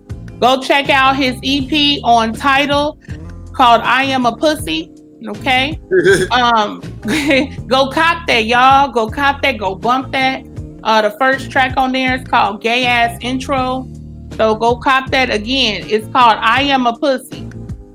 It's on Tidal. This is real too, family. She's not like, she ain't photoshopped that. No. Nothing like that. No, that's real. This what she's saying right now is actual factuals. Y'all can find this. Yep. I am a pussy. Yeah. And it's crazy. Like I was saying before, they groom these biracials just for these type of situations. You know, they tap into that other side of. They did the same thing with Obama. You know, it's the reason why Obama dropped that first chick and got with Michelle. Because again, Obama he could get a whole lot further if he embraces his blackness. So he had to find him a dark-skinned sister. So he could show the world that he's an actual black man, right? Like he's in tune with his blackness. You know, so he could pull the whole transracial shit and say, I identify as a black man. Because he couldn't identify air quotations, identify, whatever the fuck that shit's supposed to mean. But, he couldn't identify as a black man with a motherfucking non-black wife and shit. It's crazy. Yep. Crazy. So he had to drop that, go get him a motherfucking dark-skinned sister so people can see that he identifies as a black man. See, this is the problem here. This is the problem we allow other motherfuckers to identify as black. Right? Motherfuckers had that choice. I could choose to be black. The whole community will put me on a pedestal because they worship biracials. And then when something critical goes down, they gonna grab me up and put me on the front. In the front. You know what I'm saying? These white motherfuckers, they gonna keep me in the back. I'm gonna be in the trailer park, fucking with the worst Beckys in the world. It ain't this and Thursday. You stupid. My thing. And be worshipped as some kind of motherfucking some kind of god. You know what I'm saying? Like this is how the black community coddles these motherfuckers. Yeah. This is how we coddle these. We coddle them. We coddle them and we put them up in the front and say, "Go speak for us." Can't no motherfucking half a nigga speak for me about anything black. None. Yep. You can't nobody who came out of a cave coochie tell me shit about being black. Can't nobody who was produced by a pink dick tell me anything about how to be black. It's insulting. It's laughable that these motherfuckers can actually think somehow or another their experience is equal to mine. Yep. And then try to use some bullshit ass motherfucking arguments to try to support this. Telling me what society views them as. I don't give a fuck what society views them as. Only thing you can tell me is society don't view them as white. Society don't view them as Asian. Only reason society views them as black because you Negroes sitting up here acknowledging them as being black. The second you stop, they will stop. See how that works? Yep. Sit up here like, well, who's going to sit up here and do that? Anything is that? Y'all can't stop them from being. Why can't we? Why can't we? That's a fucking myth. That is a myth. Y'all gonna stop playing with that shit. We totally sit up here and let these motherfuckers know they not black. Y'all don't want to acknowledge them as white, that's fine. Y'all don't want to acknowledge them as Asian, that's fine. But they ain't motherfucking black. Y'all gonna have to make up a new category just like y'all did in the 80s when we told y'all we ain't colored no fucking more. We want to be called African American. That was us taking charge of our identity. Now you go look on a piece of paper, you don't see colored on there no more, do you? You see African American, don't you? That was us taking charge of our identity. Stop lying to people saying we can't do that. Yep. That's a lie. That's a lie. A bold-faced lie.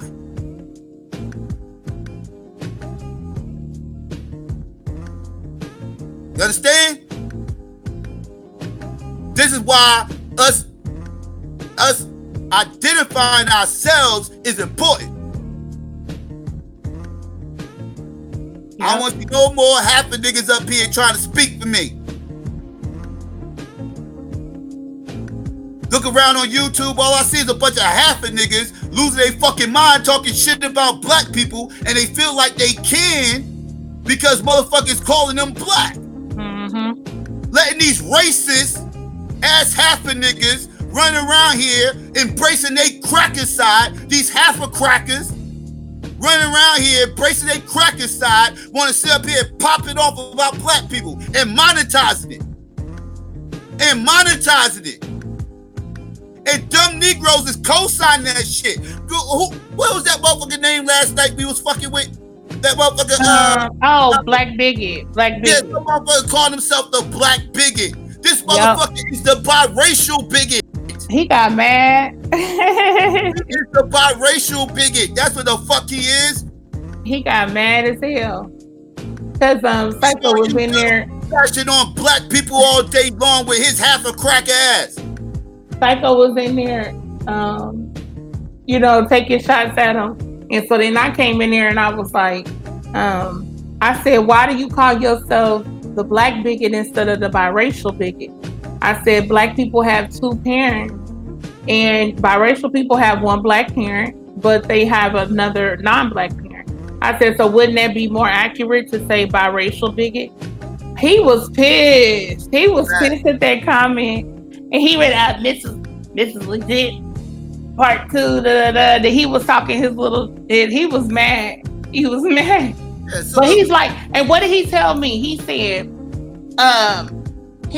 because he said he liked the color black. And he said because he sounded just like that Hughes dude. He was like, I don't really, only reason I call myself the black bigot because, I kind of like the way it sounds and I do like the color black and blah, blah, blah. He said it, biracial. Not one time did he say, I call myself the black bigot because I'm black. Yeah. And he said because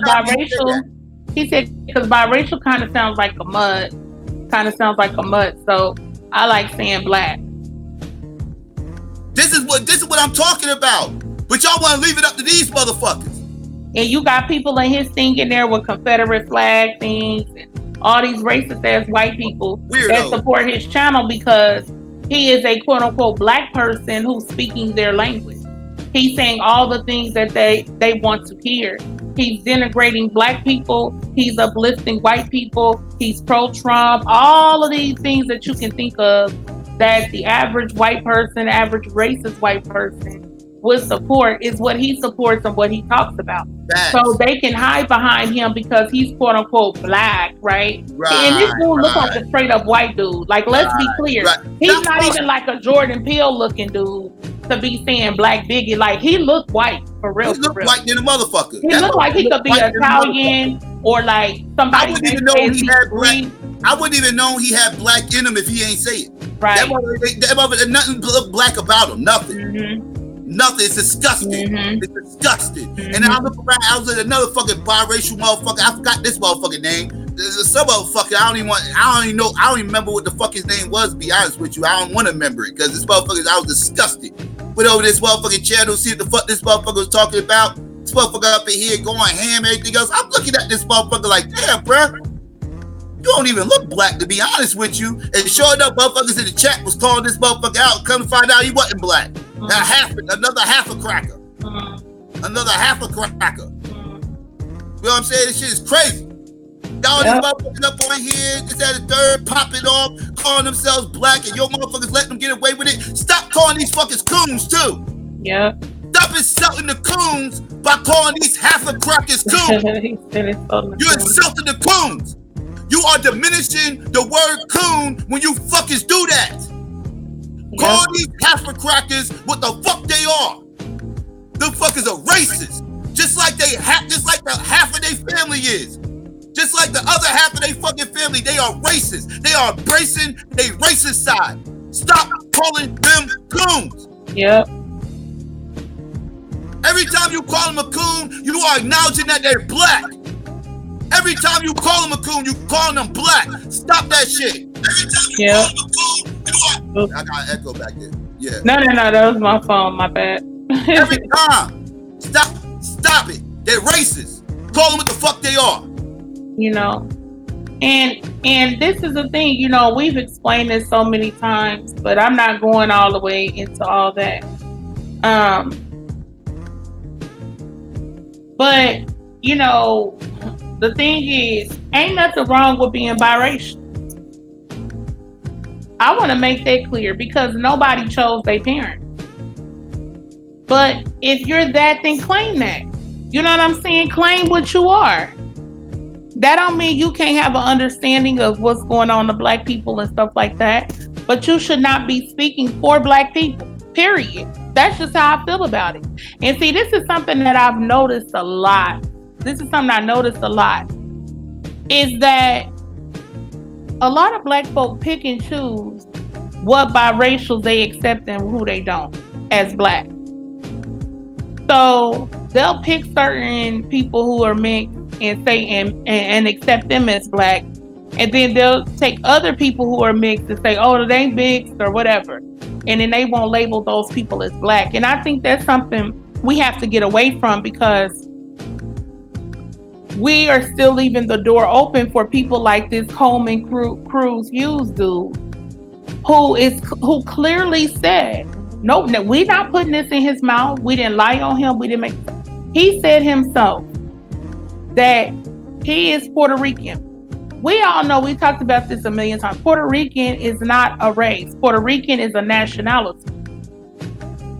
So I don't know all his ancestry or whatnot, but typically when people say Puerto Rican, they're basically kind of saying like some type of mix between, what is it, Taino Indian, white, with maybe a little African DNA in there, right?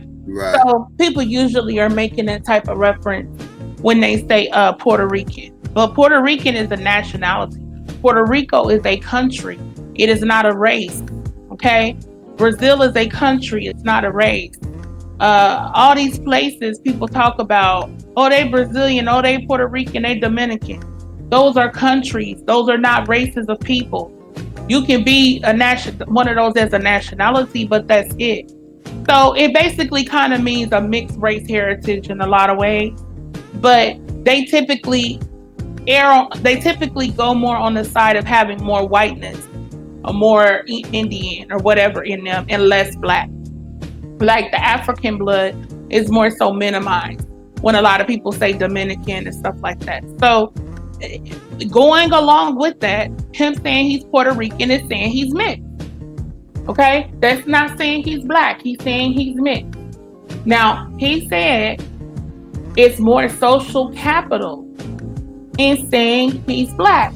Okay?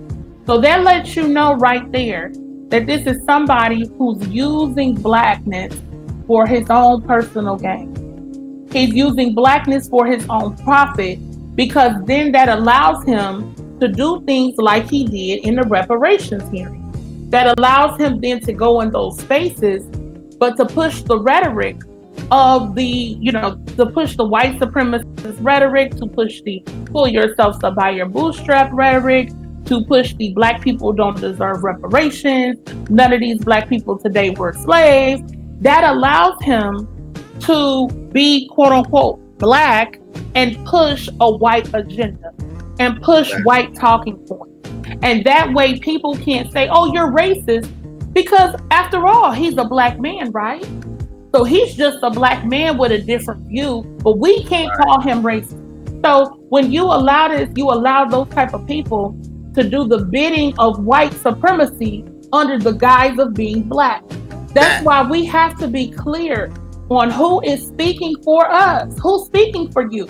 Now, let me say this, because people will say, well, you have black people of two black parents and they push white supremacist rhetoric and things of that nature. I'm not in denial of that. You have people like Clarence Thomas's and things of that nature. But understand, it's always still a ploy where they can compromise people who already are mixed. So they already have kind of a white view anyway. Okay? See, somebody like a Clarence Thomas, he had to go through a whole other process because he's a black man. But if you have somebody like a Coleman Cruz, who's already pretty much coming from a background of being mixed, so not even seeing himself as black, so then he can look down on black people easier.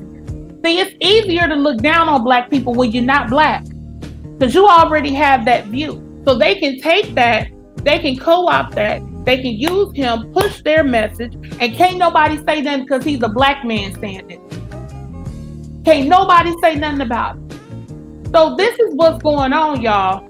Just understand that. Oh, and P.S. Obama's another biracial who was against reparations. Let me throw that out there as well. Yes. Real odd that these biracials are running all kinds of interference on us getting reparations, right? Mm-hmm. But y'all want to embrace these motherfuckers as black. Fuck out of here. And then, it's another thing I wanted to talk about, which is like, with this reparations situation and things like this, I am so tired of this idea of like the moral victory. Like black folks, some of us have this moral victory thing. And what I mean by that is, like for instance, some black people will say, well, I ain't gonna beg these white people for their money. You just gotta work hard. See, that's a moral victory, right? Because you're saying, well, I'm not being a victim. I'm stronger, I'm smarter, and I'm just work hard for what I got. So I have some moral victory over white supremacy. I have some moral victory over white people because I'm not going to beg them for their money. That's bullshit, excuse my French. And this is what's helped to keep black people in these positions as moral victory. And most of the people who push that rhetoric know it's bullshit. They know they saying that because they really don't want to go up against the system. They know they saying that because they don't want to rock the boat. So they'll say stuff like, well, we don't need a white man's money anyway. Y'all just begging them white folks. Instead of saying, hell no, ain't nobody begging nothing. This is what's owed us. Period. And cut the check. But no, we want to play the moral victory game. Or God's going to get them. God's going to deal with them. They gonna face stage for what they've done. It's moral victory bullshit. When we gonna deal in reality? Dollars and cents, honey. Dollars and cents. The here and the mother freaking now. What's going on today? Where's my money at? You do this to my people all this time? Where's my money? I don't want no more moral victories. Yeah. Moral victories are zero, a fat zero. It's nothing. It's nothing. It's in your mind. And what do you think all these white people are out here doing? They trying to get money. And we should just sit around and say, well, we ain't gonna ask no white man. We ain't gonna beg no white man. Like I've said a million times, there's a difference between begging somebody, asking somebody for money, and somebody owing you money. People owe us money. This ain't no begging for no money. Stop it. And then we go to the argument of, well, black people ain't gonna do nothing but just spend and put it right back in their hands. See, that's another bullshit argument. Excuse my, I'm not gonna say it's completely bull, but it's another argument to get us away from saying, give us what's due. Cut the check. That's another argument. And then people say, well, yeah, that's right.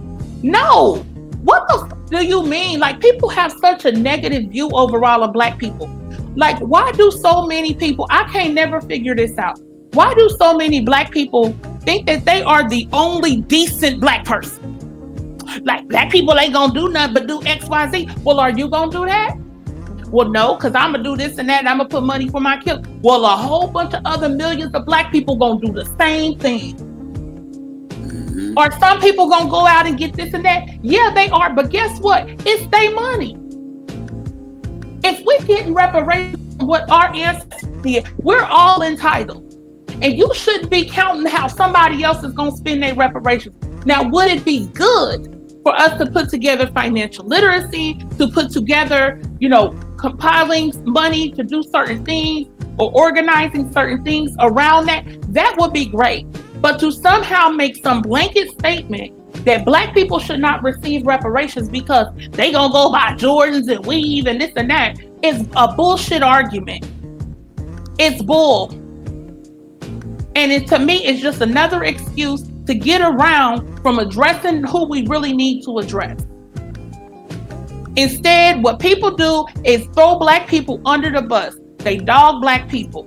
And so it becomes that black people are so low that we don't deserve reparations. That's really what the argument is. Let's call a spade a spade.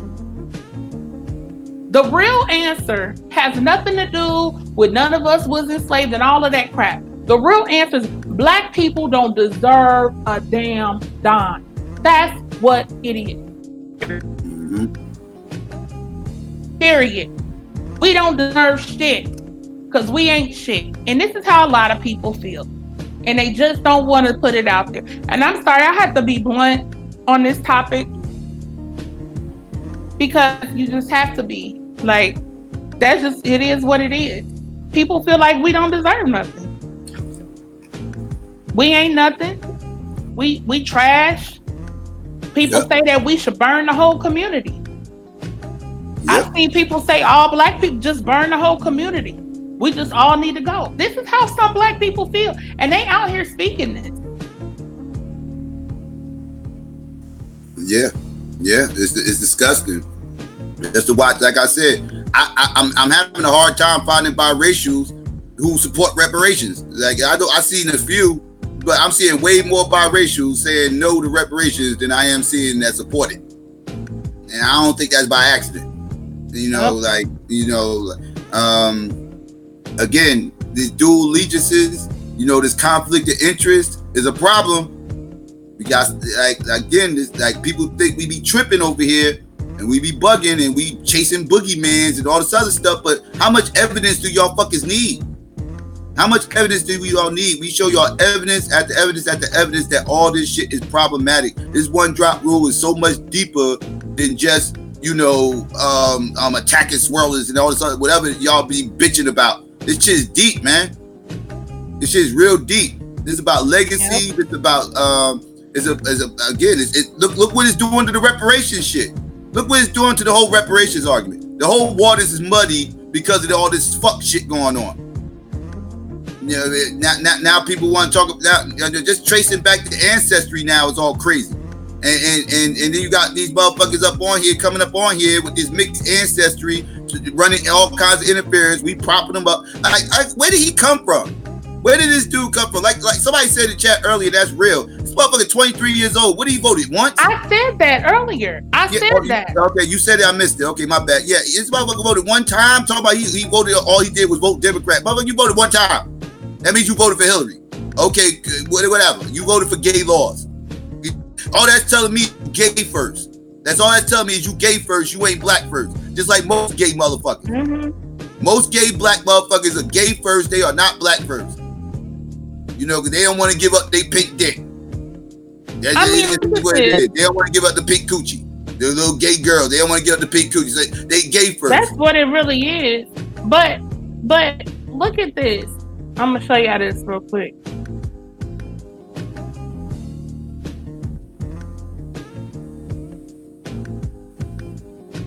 Like I was saying, where did he come from?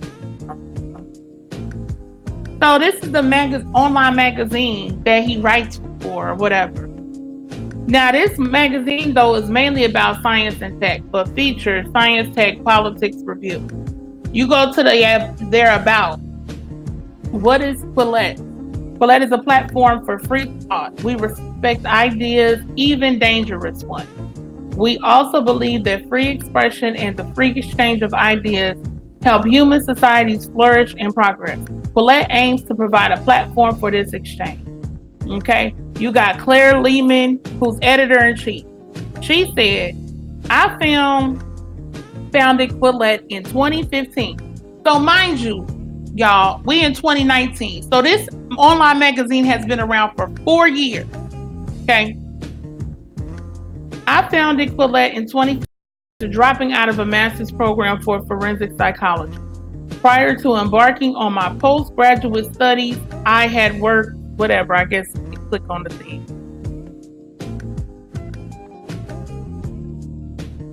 Okay, so this is who runs Quillette. I don't know who's Claire Lehman and who the other chick. I don't know which. Okay, that's Claire Lehman. Look like a feminazi. Absolutely. Or like one of those hard-nosed conservative white hoes. Prior to embarking on postgraduate studies, I had worked in a nonprofit and government sectors in Australia's capital city, Canberra. So again, like I told y'all earlier, this is an Australian who made this thing. My ambition as a teenager was to become an English professor, whatever, I don't care how. I'm just trying to break down that this little fake online magazine, and this looked like something that was just put on and propped up, probably to hide people. Because this is what they do. And they got some black woman, I'm sure she's on a mess, on that whatever. Oh, she have an article, Dear White People, Black People, and All People. Oh, Lord. But, ain't no telling. She had to say Dear All People, right? Let's see who else they got. So, this is the online magazine, because this is what they reference. Okay, here we go. A columnist. I'm an undergraduate student at Columbia University, majoring in philosophy. I was born and raised in New Jersey. Psycho Yo People. After high school, I briefly attended the Juilliard School before dropping out with the intention of pursuing a career as an independent jazz hip-hop artist. Shortly thereafter, I discovered a passion for philosophy and enrolled at Columbia. My interests include race, politics, ethics, economics, and the philosophy of mind. My writing has been featured in City Journal, The Spectator, and Heterodox Academy. I'm gonna have to look into that. I've also appeared on several podcasts, including the Rubin Report, Waking Up with Sam Harris, and The Glenn Show. My Twitter handle is Cold X-Man. Now, see, still, who is this dude? With whatever this he put up, how did he make it in front of Congress, though? Like, these questions have to be asked. Like, how did his name get put? Like, how did that process go? Like, who did what? How did he get there? That's what I want to know. That's what I'm interested in finding out. Because, yeah, this is ridiculous. But yeah, he told you about his music, right? He wanted to pursue independent jazz. He wanted to pursue jazz and hip hop. Okay? And that's where he had the thing. That's where he had this EP. I Am a Pussy. So again, go cop that, y'all, on Tidal. You can go check out his album and support him. He is a pussy. And he was right. That's all I'm gonna say. The name of his little EP is right. He was right. Yeah, he approached that reparations hearing like a pussy. Yeah. Scary ass little pussy. scared to ask daddy for the fuck. Get the fuck out of here, yo. I'm over this shit, yo. I'm over this shit. These motherfuckers, yo, that HR 40 shit. Yo, no, nobody come at me with that HR 40 shit no more, please. Nope. Please. Garfield, I don't want to hear it, bruh. Nah, y'all gotta hold that L. All you HR 40 loving ass motherfuckers who's beating our heads up when ADOS first came making noise and everything else. Y'all wanted to come in here running interference with y'all HR 40 rhetoric. Kill it. Kill it. Y'all gotta hold that L. Yep. All you HR 40 supporters gotta hold that L. And it's just, an HR 40 is nothing but a commission to study and develop reparations proposals. It's not actually disseminating the money. It's a commission to study how they would possibly disseminate the money. Okay? So understand, that's not, we still, it ain't even like we close to that. Like, they still talking about putting together a commission to study it. That's all HR 40 is, y'all. Thank you. HR 40 is not actual and we see the people they trying to put on the study. commission. And we see the people that they're trying to put on the commission. Now, how much faith do you got in HR 40? Exactly. Y'all gonna stop fucking playing, man. Y'all gonna stop fucking playing. All right? It's a fucking joke. Like I said, stop running interference. Y'all gotta hold that L with that HR 40 crap. Ain't nobody trying to hear that shit right about now. So they played themselves. The guy put a national stage and played themselves. It's a joke. Wait a minute. Midtown Pookie, I had to reread your comment. Psycho, read his comment. His comment. We don't need no studies. Cut the check. No. The one before that. No, the one go up. What? Fuck HR 40? The one before that. Sorry. God damn. Which one you want to get? Is the fact psycho or pussy? Yeah. Yeah, no. That's what he is. Well, Renee, which one you want me to read? Renee, you read the comment. That one. No, the one you just did. But when I read it was like I was reading right now. I just read three comments in a row. I was reading it like facts. Psycho of P. You know what I mean? I was like, wait, what? They're like, oh, okay, I got you. Shout out to the Midtown Pookie. So yeah, family, whoever want to come up, let us know. Come up if you want to speak on this. I got to send this link out. Somebody asked for a link. I missed it. I'm sending it now. Let's see. But yeah, this is all joke. I don't want to hear like these HR 40 motherfuckers. Like seriously, that shit's pathetic. Like these motherfuckers are really breaking their necks trying to say, oh well, what about HR 40 and why y'all don't support that? Well, that's why I don't support it. That's why I don't support it. And you know what's funny is a lot of you HR 40 motherfuckers, you was running around here trying to run interference with ADOS, crying about the rumors about Yvette Carnell being gay. Okay. But then y'all support HR 40 with these little fruitcakes swinging and pole dancing in the middle of the subway. Can somebody show me footage of Yvette Carnell swinging on a fucking San Francisco on one of those little what they call them shits that San Francisco got that go up and down the hills, I forgot the name of them shits. Trolleys? Yeah, the trolley. Yeah, show me in a fucking middle of a fucking trolley swinging up and down pole dancing in front of a fucking bunch of girls with a strap on. Oh my God. Show me that, motherfuckers, because I just showed you what your HR 40 motherfucker was doing out in the village on a fucking 4 train. I just showed you, motherfuckers. Man. Y'all can't show that shit with Yvette Carnell, though, can you? You HR 40 loving ass motherfuckers who want to make that shit all about gay people. Now let's talk about it. Let's talk about the gay shit now, motherfuckers. Now y'all don't want to talk that gay shit no more. And you know what? It's a common misconception that like the right don't uphold homosexuality. That's bullshit. That's not true at all. It's a lot of homosexuals, LGBT, whatever, who support Republicans. They support Trump. They are on that side of things. Because sometimes I've been hearing people trying to make it like It's just the Democrats or liberals or whatever who support all these SJW things like the LGBT. Man, no, all that stuff is widespread. It's on both sides of the aisle. And like I said, this dude who's talking about he's only voted for Democrats. Like Psycho said, he ain't number 23. Who all have you voted for? Cause what? Let me see. He wouldn't even been eligible to vote for Obama. Nope. He was like a year or two off. Yeah, he was like a year or two off. So what do you mean? Like you've only ever voted for Democrats? Meaning what? You mean locally? Mm-hmm. Or you mean you voted for Hillary? Yeah, he must have been. I guess that's what he's saying. He voted for locally too. He had to be counting locally. So I guess he's saying he voted for Hillary Clinton or for Bernie Sanders. I don't know, cause whoever. He didn't vote for Trump. I guess what he's saying. And I guess he's saying he voted for Hillary. I guess that's his point. I don't know. But yeah.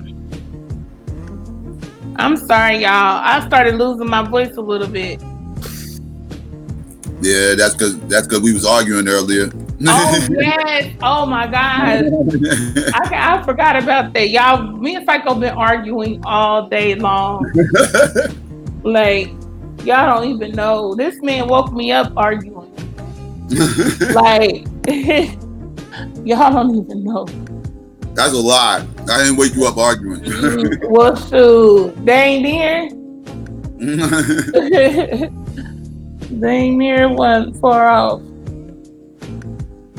But yeah, y'all. Okay, we got that wisdom in the building. Oh, okay. Hey, what's goody, sis? I'm just chilling. How y'all? Good. We're good. Man, look, this. I'm with y'all. This HR 40. I'm not surprised. This is whenever there is progress, they always got to throw in past interception. And it also shows us as a people, we glorify celebrity too much to where now these celebrities are like the ambassadors to the black community. We got Mr. up there. I thought Suge Avery was going to come in there any minute now with Harpo and Sophia. You got this, you got this nigga up here in underwear in a video, but he's speaking for black people. And it's like, we got to stop glorifying celebrities because these people do not represent us. They don't. And it was a travesty to see those people up there advocating against what is supposed to be for the best interest of us. Like, I've been hearing this reparation conversation since I was a child. And to see them come up there, an opportunity to tell the truth and say, no, y'all need to cut the damn check. Everybody done got their money. We don't have anything. You need to cut that check. Oh, Jesus gonna save us, and I forgive. And I'm like, no, you don't forgive something like this. You don't get over something like this because we're economically challenged. It doesn't matter if we work a full-time job or work 2 full-time jobs. We're still in the red. Most black people get their shit off credit. That's why our credit is fucked up. We're like tens and hundreds of $1,000s of student loan debt that we're literally working to pay off debt. And you're telling us, oh, well, now we don't deserve no reparation. Like, are you serious? Sure. And I want the family to be aware of something. You might see this in a couple of more days. The people who are against reparations, we don't need no reparations. We need to organize. Well, Tyler Perry had a speech on the BET Awards. And I felt his speech. He was pretty much saying, while y'all was complaining about Oscar So White. I was in Atlanta building my own table. Y'all build your own table. Y'all build your own businesses. And I said, I know what niggas about to do. Niggas about to take what he said and say, see, we don't need no reparations. Because Tyler said all we got to do is build our own table. What Tyler Perry said had nothing to do with no reparations. But see, this is what niggas do to deflect on what's important. You're going to sit up here and be like, well, see, Tyler said we don't need it. Tyler Perry is one person. If they were to cut that reparation check tomorrow, you think Tyler Perry would deny that money? That money, none of these black people. None of them would. None of these black people would that be talking this non-reparation shit.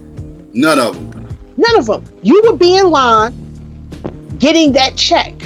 Now, see, I'd be petty. I would be the type of person, if that day ever comes, and I'm still around, we still around. Hey, don't you go by such and such on Instagram? Yeah. Turn that computer around. You want to explain this? Because you said we don't need no reparations. Right. Oh, but people can change. Since you said we don't need reparations, give me that check back. Give it here, because you said we don't need no reparations. Get the fuck out the line. The next person, come on down. See, we need reparations. Dr. Claude Anderson said this back in the 80s. It's reparations or nothing. We need reparations. So I am confused how something that is owed to you, you are now all of a sudden saying, well, we don't need it. We need to organize. Well, you have an organization right now that's trying to do something, but because you don't like the people that's behind it, oh, you don't want to support it. But I support reparations though. So do you have an alternative to this? Not what you think. Do you have an alternative for this? No. Okay, so you don't have an alternative for this. You're for reparations, but you want to wait for HR 40. We're going to be waiting for another 50, 60 years, and they still going to be studying. There's nothing to study. Have you driven around this motherfucker? It's nothing to study. Cut the damn check. For real. Cut the check. You got the LGBTQ community now proposing reparations. Isn't that amazing? Sure. Now they like, well, shit. Maybe we could get some reparations for us. For what? What you getting reparations for? And they're gonna push. They're gonna push the black men and women of the LGBTQ to do their dirty work. Yeah, we should get reparations. We should, because we're discriminated against too, off of a lifestyle choice. And even at one point, you had the Democrats proposing reparations for illegal immigrants. That whole migrant thing that was going on, I forgot his name, it was a Democrat out of New York. Well, we should propose that they should get reparations for their treatment. Are you kidding me? So, family, they're doing all of this on purpose. Now, Bernie Sanders talking about he has a plan to forgive $1.6 trillion in student loan debt. I said deflection.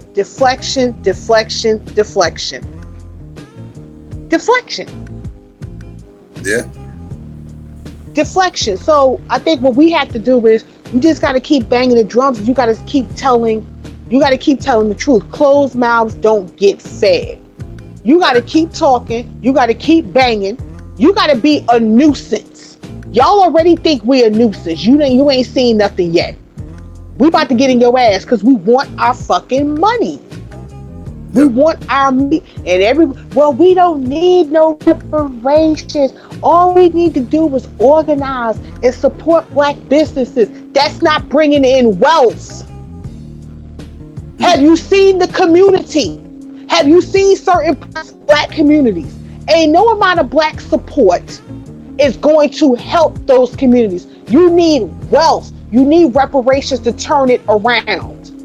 If we all get together and pool our money. Black people don't have money like that.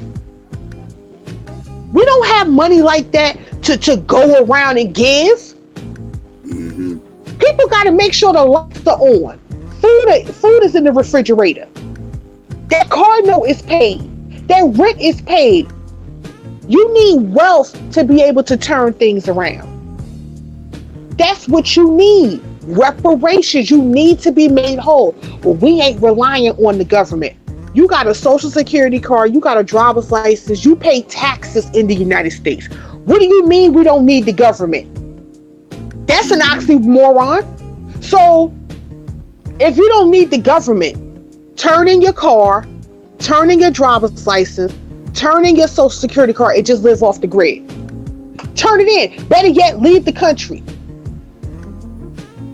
This is insane to the excuses that people make as to why we don't need to get what we deserve. And it's like what Sister Renee said. People think black people don't deserve shit. We don't deserve nothing. You even have black people saying we don't deserve nothing. What do you mean we don't deserve anything? Oh, slavery was a long time ago. You're still in slavery today because you can walk out the door and the police can bop you upside the head and say he was in fear of his life. You're still in slavery today. You go to the corporate plantation and work for who signs your checks. You're still enslaved today, whether we want to believe it or not. Your money goes to the FDIC. Who controls that? What are we talking about here? Get out the Wakandan fantasies. This is the reality that we're dealing with. And if you're going to get reparations, you have to take what's yours. And all of these people that are saying we don't need no reparations, we don't need, that's treachery right there. If anybody of the Jewish faith, whatever tells them, oh, we don't need no reparations, they will beat their asses. What you mean we don't need no reparations? Anytime a Jewish person said, hey, we need reparations because my great-great-grandfather rode on that car. Okay, sign it up. You can cut that family a check. Because we found out they was on the rail car to Auschwitz. Write them a check. The Japanese, you know, my family was 10 miles out of Nagasaki and they got third-degree burns off their body. Hey, cut them the check. That's true. That's true. So don't give me that bullshit. The Native Americans, you know, y'all violated that treaty. You know, the Oregon Trail and all of that shit. The Trail of Tears, that was my family too, you know. Yeah, that is true. Cut the check. So you can say you stubbed your damn foot. Okay? In Poland, I stubbed my foot in 1943. I stubbed my foot in the ghetto.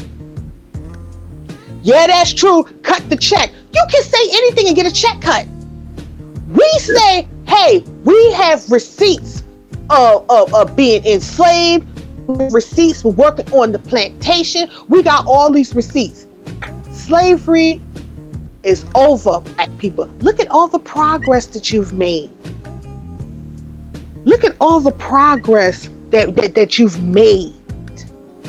What progress? No progress. There's still suffering going on. And just because a couple of us made it, the team isn't winning. Only individuals are winning, not the team. So reparations is the answer. It's the answer. Anything less would be uncivilized. We need reparations. And stop pocket watching people. Oh, they gonna give the money back to the white man anyway. What's it to you? They can buy a mountain if they want to. That's their money. Thank you. Niggas poor right now, spending $500 on a pair of fucked up Gucci sneakers right now. Poe. Not a pot to piss in nor a window to throw it out of, but we got a $250 Louis Vuitton belt on top of something. I got mine. Don't worry about yours. Mm-hmm. Don't matter what they do with the money. It's their fucking money. We ain't gonna build no black kid. You ain't building this shit now. Don't come with that moral high ground bullshit. How do they know? Who are they speaking for? They speaking for themselves? They already said they're not going to build up the black community. No shit, you ain't going to build up black. But who are they speaking for? Me? They're not speaking for me. Because they when they say these little stupid ass statements, who are you speaking for? You just insinuating shit. It's bullshit. Like you motherfuckers sitting up here, y'all taking what y'all would do with the money and just inserting that shit on everybody else. No, that's not what everybody else is going to do. Like, oh well, what if it's just going to go back to the white man? This, that, and third. Well, how do you know that? How do you know black motherfuckers ain't gonna get this shit and start building up their own motherfucking shit so they can go spend, so black people have a spot to go spend their money with instead of the white man? How do you know? You don't know what the fuck motherfuckers gonna do. We were just talking about this Black Avenger website the other day and everything else that third. That motherfucker get the money, he's gonna put it into the fucking website to try to build that shit up. Like he ain't gonna go spend that shit. Like I don't understand what you motherfuckers are even talking about. Like some of the stupid ass statements that these little self-haters keep saying. It just goes to show they got a low view of black people. Like they feel like black people are just incompetent. You know, this, that, and the third. Like no, motherfucker, black people are not incompetent. Black people that ain't got nothing, so they gotta try to compensate for the shit that they don't have. But if they get something, they ain't gotta do all that dumb shit. So, like, is some people gonna blow the money? Yeah, some people gonna blow the money. But for you to insinuate that everybody's gonna blow the money is stupid.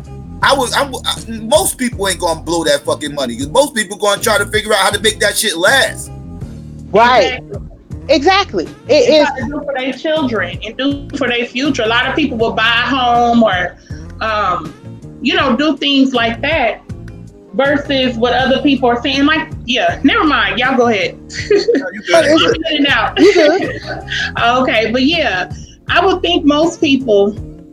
That's why I said that whole idea. A lot of people thinking they're the only decent black person.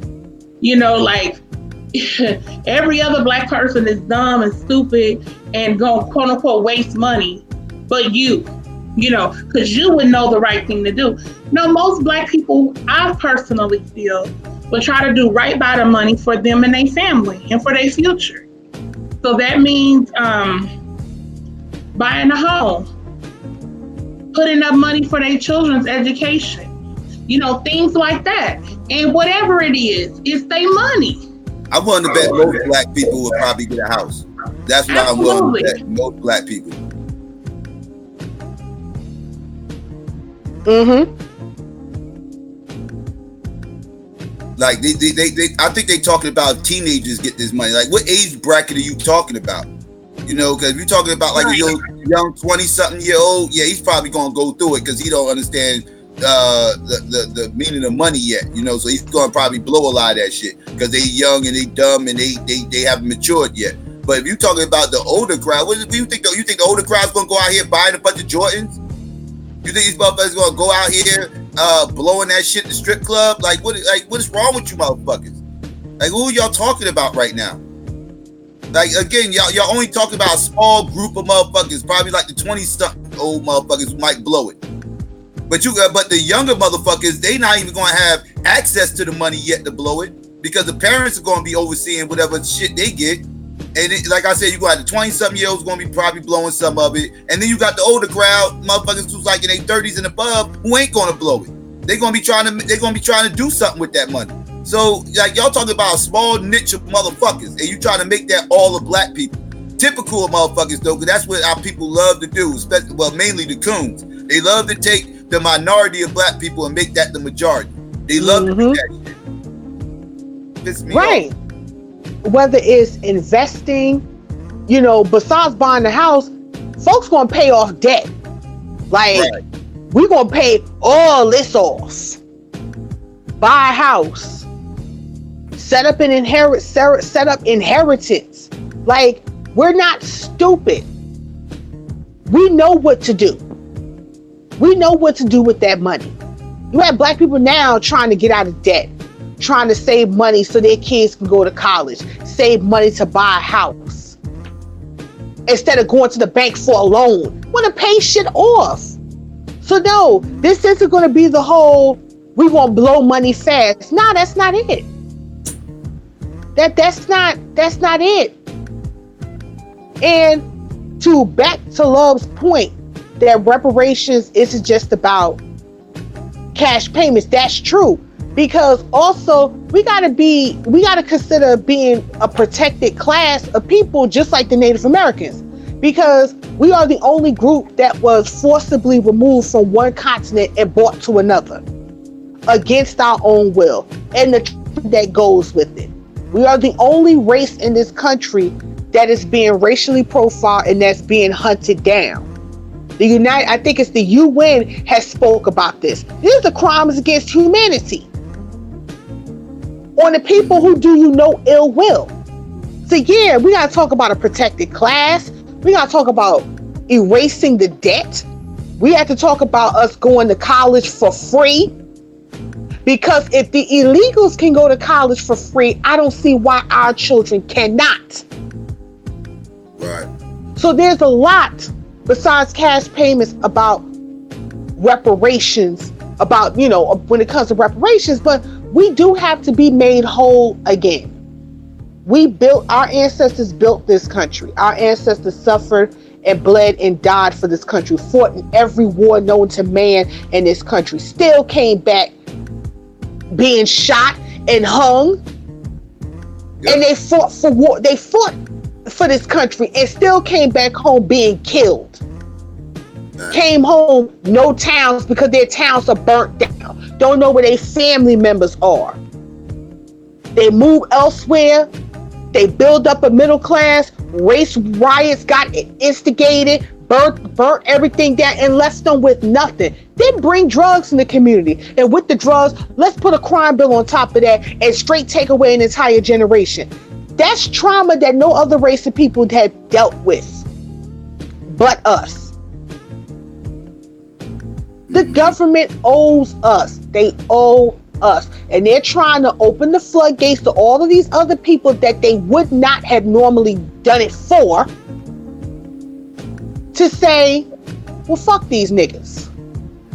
Fuck these niggas. We're going to do this for you. We're going to do that for you. But just don't talk to the niggas. But we're going to give you the grants, and we're going to give you the lines of credit. We're going to give you all. Just don't associate with them. Yep. It's a way to keep black people infighting.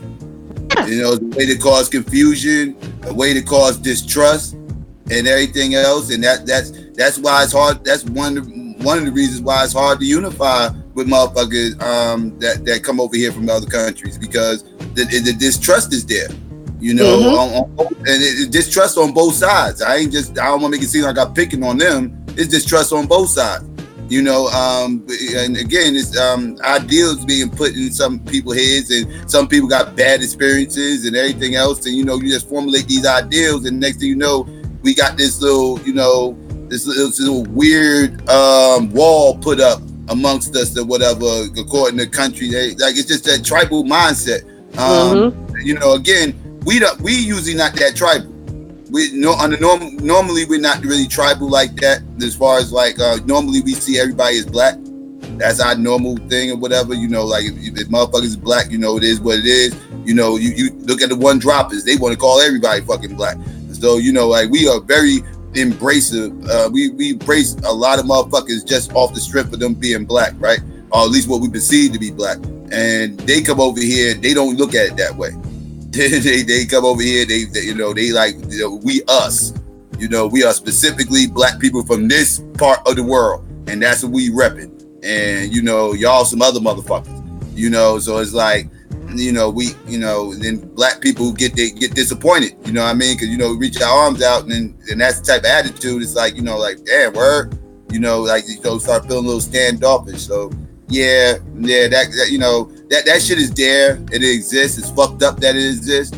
But at the end of the day, reparations, even if they did get along with us and we didn't have this wall up, and it was a bunch of trust there, and they said third, it still has, it's still not a shot at them at us getting reparations. Like, us getting reparations is not a blow to them. It's not a shot to them. It's helping the black community get uplifted. And if they are part of the black community, like a lot of non-ADOS people say, we're part of the black community, okay, that's fine, that's cool. But why would you be upset about the possibility of the black community being uplifted just because you might not be a segment of these black people that might be getting this the check, so to speak, getting the check cut. It's like, okay, well, I want the black community to do better, but if we ain't a part of it, I really ain't feeling it. It's like, really? Again, but it just goes to show Pan-Africanism is mainly an American thing. Mainly. Right. And the point has to keep being stressed that we're not anti-black immigrant. We're not. I had to explain that to a friend of mine because he thought that's what it was. And I'm like, no, it's not African or Caribbean immigrant. No, we support them. What happens is we have to start doing the work for us. See, we've done the work for everybody. We done took the test for everybody. We done went through the physical fitness test. We did everything for everybody. So people can just slide on in. But now we like, well, damn, we need a little bit of help. Oh, I ain't got nothing for you, man. Like, we can't even eat. We can't even taste our own food because everybody got the fork in it. Well, let me taste this. Let me taste that. We can't even lick the plate because somebody going to snatch the plate right from under you. So we're like, look, we are down for everybody's cause. Whether it's the Caribbeans on their way to getting reparations, we supported that. Whether it was, I think his name is Julius Malema in South Africa with the land acquisition, we're supporting that. With the Haitians fighting back with what's going on, we support that. So we support black people around the world standing up and fighting back. But when it's time for us to stand up and fight back, for some odd reason, it's like, oh, you're being divisive. Aren't we all included in this? No, you're not included in this fight because your experiences in the Caribbean, whether you were in Haiti with Papa Doc, whether you were there, whether you was over in Africa with Patrice Lumumba and Mobutu, wherever you were, that's different compared to what we had to go through here. Vastly different. So your justice claim is with the countries that colonized you. You see, our justice claim is with the folks over here.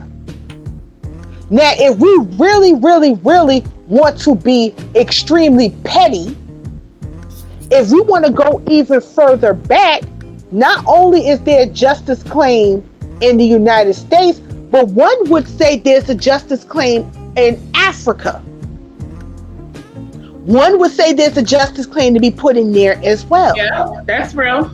Because some of our African brothers and sisters sold us. Right. Not just to the Arab, but to the white man himself. Mm-hmm. So if we want to get petty and technical, and failed to come and get us. Right. So if we want to be technical and petty, there's two justice claims. One here and one there. But the reason why we ain't trying to get at y'all, because we know what's going on in Africa is fucked up too. So we ain't even trying to go there.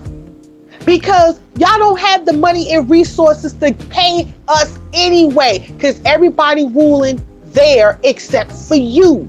So we like, no, this is the only thing we know. So we got to get at the people here. Because this is where our ancestors was brought to.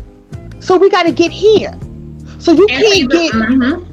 So you can't get mad at us because we are fighting for something that we deserve, that's rightfully ours. If you was fighting against Belgium and against France, we would support that. We would say, yes, get your money, get your reparations, because all black people across the diaspora has been brutalized and discriminated against and colonized and things stolen from them.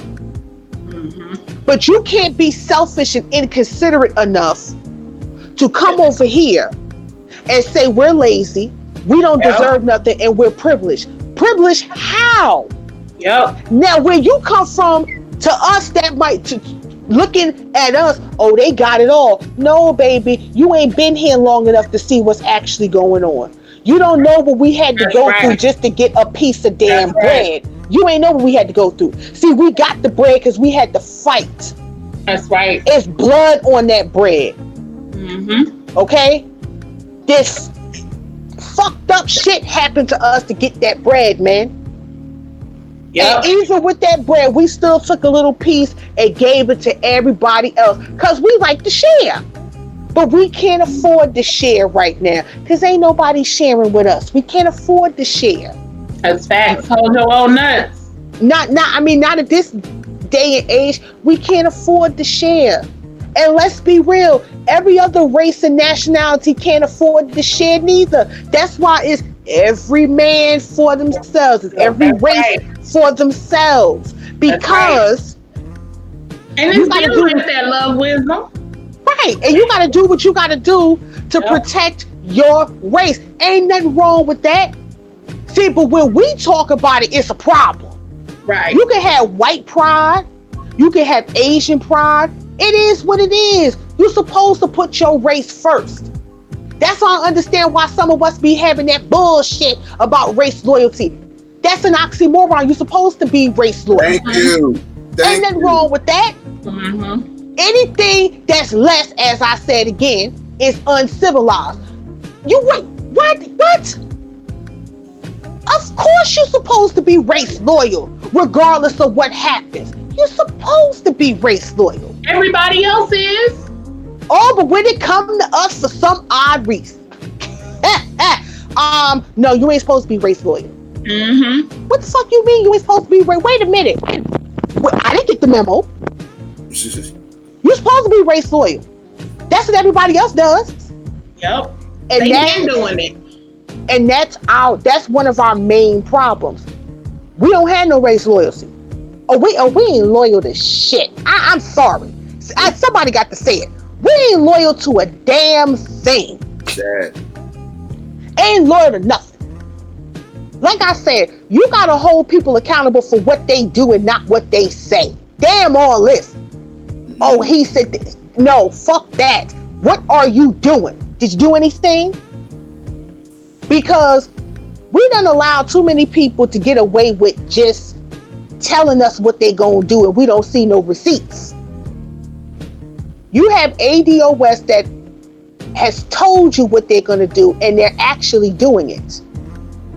So if they were to slip up, you can say, wait a minute, you did this. What's the problem now? So you can't go by what people say. Because people can say, hey, I'm going to go to Congress and I'm going to say, cut the check.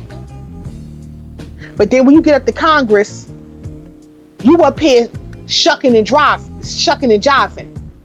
You said you was going to say this, but you did this. We ain't holding them accountable for the fuck shit they did. We holding them accountable what they said they going to do. No, that's not what you supposed to do. You hold people accountable for what they do and what they don't do because there's a receipt attached to that. Oh, we loyal to what people say. We ain't loyal to what people do because if we were loyal to what people do or don't do, oh, we'd have been better off because there'd have been a lot of people we'd have been kicked out a long time ago. You have a track record of not doing shit. Get out. I don't want to hear you talk no more. Get out. You have not shown shit. Dr. Francis Quest Welston been talked about that. You got to show and you got to prove. If you don't show and prove, your arguments are moot. I don't like ADOS. Do you have an alternative? Do you have an alternative? No. Be quiet. Next. Do you have an alternative to ADOS? Nah. Shut up. You got an alternative to ADOS? See, that's how... The alternative just had a hearing on Capitol Hill and it ended up being a shit show. That's what the alternative was. You can't... We're at this stage now where you gotta hold people accountable for what they do. You gotta hold them to that. because we have been so mesmerized with words. People can talk the panties off somebody. People can talk the money out of their wallet. That's the gift of gab. Some people so smooth with words, it'd be like, damn, I almost believed you. You gotta hold people accountable for their actions. You gotta stand behind their actions. No, you didn't do. You did this. Because it holds their feet to the fire. And we have to start showing race loyalty. Not saying it, you have to show race loyalty. You gotta show it. If you don't show loyalty, it's treachery. I'm sorry. Other races of people look at it the same way. If you're not loyal to us, you are treacherous. Facts. And you damn sure shouldn't be on Capitol Hill trying to speak for us. That's right. You shouldn't. But it also shows too, they don't take us seriously. It's so disrespectful. We're just gonna put celebrities up here. Where they find Coleman at? I don't know who Coleman is. Where they find him at? No one knows who he is. All I saw recently of him, he had a SoundCloud song or something, say that my dick still work, and he had his little briefs on. And I said, this nigga was on Capitol Hill? Yeah. That's how disrespectful they are. That's how disrespectful they are. To bring this nigga that nobody even knows, no political experience, no acting, no nothing. Oh, he an undergrad and he worked for an online magazine that don't nobody know about. It's right. just like Black Lives Matter. Right. Yeah, where does that remind me from? So much about Black Lives Matter. Who the fuck is D-Ray with his old Navy vest on? Who is this nigga? Yep. Now we know about Darren Seals. Right. Rest in black power to that brother. Yeah. Where these gang of thieves come from? Don't nobody know Neffy. Who these people? All of a sudden, they just took over the whole thing. Yep. You have to be careful because see, somebody like Coleman, it's like 50 other ones waiting in line. Well, okay, they on to him. Bring this one in. Bring him in. You gotta be careful who they send in to speak for you. It's happened with Black Lives Matter. Yeah. It's happened with the Black Panther Party. All this passed in. Who are these people? Yeah. That's coming in. As Yvette would say, who you?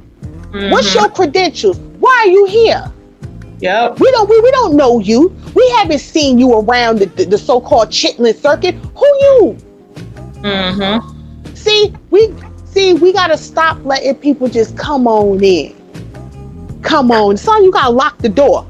You know how they used to do back in the day? They had that little slot that you had to open and they looked through the window. Oh, this nigga don't look familiar. Close that peephole. Nah, that nigga don't look familiar. Nah, don't know who this nigga is. But I say don't give up. Like, don't give up. Just keep this. This is just an obstacle of many. Because it's going to get more hilarious. It's going to get more crazier than this. Because they're not used to seeing black people actually be consistent and stand on something like this. Yep, that's fact. They just used to, hey, throw a couple of entertainers in there. Lull them to sleep. Lull them to sleep. You have Danny Glover. I ain't seen. Let me tell you something. I have not seen Danny Glover since they had that 20-year anniversary of Scared Straight. I have not seen Danny Glover since then. When I'm like, wait a minute, that's Mister. He up there talking, And besides Suge, the next thing that came to my mind was Riggs. I was looking for Mel Gibson to come out the room in a minute. Wasn't it that Lethal Weapon or whatever? Lethal Weapon, yep. Lethal Weapon with Mel Gibson and all that shit. I was just like, nobody ain't seen Danny Glover in like 20 years. Okay. I remember seeing him in Beloved. And how long ago was that? Like 99, 97. You like him? Shit, it looked like people ain't seen him in 50 years. That motherfucker looked like he was on his deathbed. Like they literally got him off his deathbed to get up there and recite that part. Disgusting.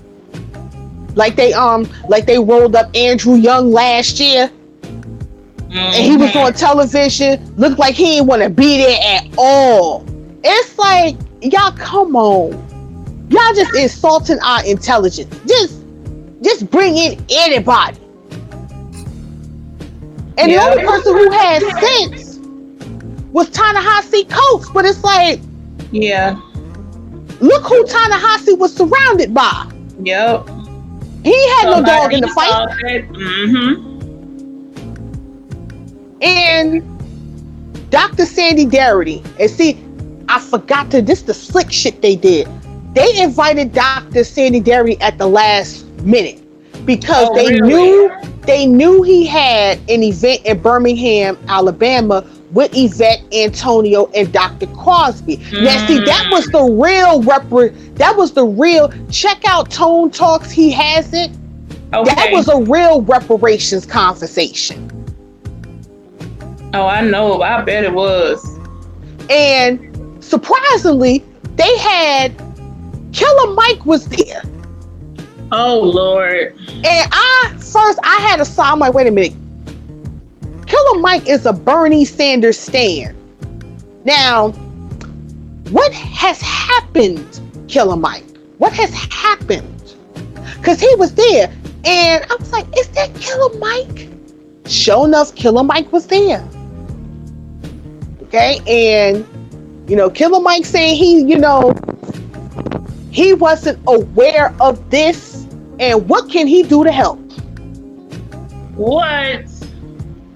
Check out Tone Talks channel; it's all up there. That's the biggest crock of bull. Like, what can he now? I said now. Things can happen, people can change, but this is someone I have to kind of keep my eye on. Absolutely. Because you was going hard for Bernie, and then now all of a sudden it kind of seemed like you shifted. Because he was speaking against reparations. We need to build our own stuff. Right. That's what I heard him saying about it. Right. Mm-hmm. And Bernie does not support reparations at all. Nope. So again, family, this is why you got to be on alert. You got to pay attention. Mm-hmm. Now watch this. Now, I believe Yvette and Antonio will have their eyes out on this too. Because again, you got to be careful with people who were once against something, now they're for something. I know people can change. I get that people can change. However, it's just something that you have to watch constantly, especially at a time right now where you have a huge following of people that this isn't a hashtag anymore. Yeah. Because even Dr. Cornel West has shot at Yvette and Antonio out on CNN. So this is more than just a hashtag. This actually is a movement that started online. Right. That is the beauty of social media when it's done correctly. Mm-hmm. And people keep trying to dismiss it for that reason. Yeah.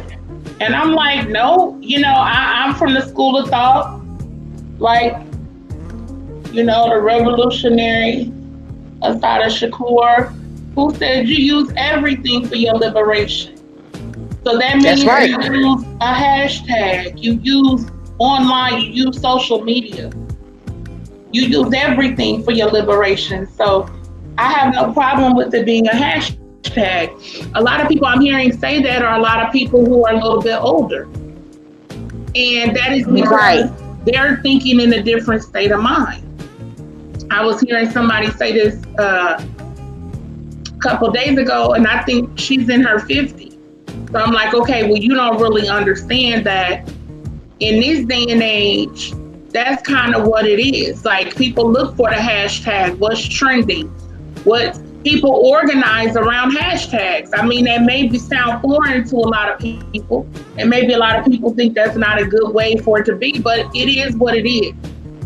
So you use everything for your liberation. That means you use a hashtag, you use social media, okay? You use your YouTube channel, you use everything at your fingertips.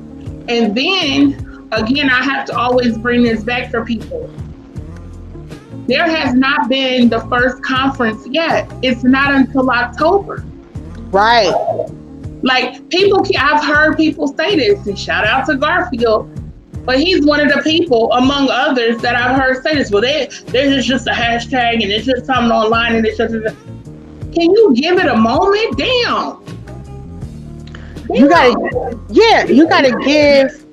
The thing about it is, we want stuff instantaneous. Mm-hmm. Like, this is a grassroots movement that was started back in 2015. They just now came on the scene. You know, this is bigger than just Event in Antonio. This is for everybody that's ADOS.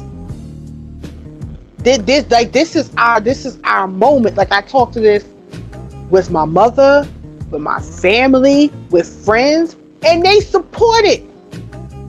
It's like, talk to your family, talk to your friends about it. Because, again, we've been hearing this reparation talk forever. And to your point, Renee, about using every arsenal to get the message out, that was NCOBRA's biggest mistake. They didn't adapt to the times. They didn't have a social media page, nothing, right, until ADOS became popular. Now, all of a sudden, well, we've been around for 27 years. Well, how come no one didn't hear from you until ADOS? Well, we didn't use social media. But you're talking about reparations. Social media is the new medium. That's the first place you should have went to. Then it would have been something to see NCOBRA and ADOS come together. Yeah. That would have been explosive. Because now you have two organizations. You got two. One is grassroots and one has been around for a long time. Right. And Cobra could have been able to give ADOS the wisdom, talk to them, let them know the ins and outs and the outs and ins. Yvette has worked on Capitol Hill. Antonio is an attorney. That could have been a beast in itself right there. Yep. Oh, but no. Niggas will sink the entire ship because they don't want to be the captain. Yep. Now that Cobra dude going around here with tight ass suits, smiling with all these people who didn't give a damn about reparations to begin with. Where you should have been trying to work with Yvette and Antonio. Yep. And you should have been online. You should have been at a social media presence. Sure. The internet is not new. Right. For those who don't know, like, it's not new. The internet's been around a little minute. So if y'all was really serious about reparations, you would have had an online presence a long time ago. Period. Right. So I just believe we wanted to use any means possible to organize Black people around this premise. But that's not something that they were doing. So that's another thing that showed me that they're not serious about reparations. You're not serious. And to me, I question a lot of those people involved with NCOBRA and all of that. Because, it's not anything odd for to be this idea of like controlled opposition. Creating these types of groups to make it appear as if these people are fighting for reparations, but knowing that it's going to be fruitless because it's really just a front operation. It's really just something put together so that you can point to it and say, well, see, this group has been on reparations for 20 years, 30 years, 40 years. Okay, so where have they gotten with it? Well, they have a group of people. Then now they say, oh, well, it was a meeting with Congress on this. Okay, so now what's the next thing? What's the next step in this process then? We trying to get to reparations. We trying to find the end of the rainbow, the damn pot of gold, which is cutting the check. So now what's the next process? So we had a congressional hearing. Okay, now what? So again, it's more of the same. It's to keep Black people chasing their tail, to keep Black people going in a circle, and just to be able to have the ability to say, well, there was a congressional meeting on reparations. There's in Cobra, and just something else for Black people to point to try to soothe us, to try to calm us down, to try to make us think that real change is going to happen, or that real change is a possibility. That's all it is. It's pointless. In Cobra is pointless. And I'm not trying to diss, let me be clear.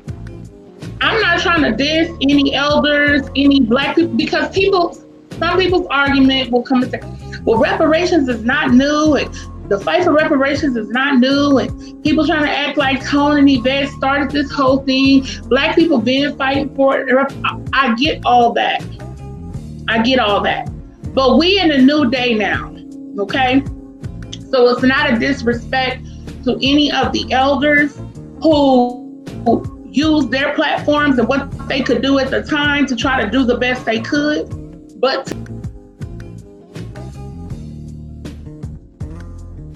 today we have to use technology. We have to use social media. We have to use hashtags. We have to organize around these type of things. Now it's something different we have to do. So just because we're doing something different, we're moving in a certain direction, does not mean it's a disrespect to those who came before us. It just means we're trying to push the ball forward.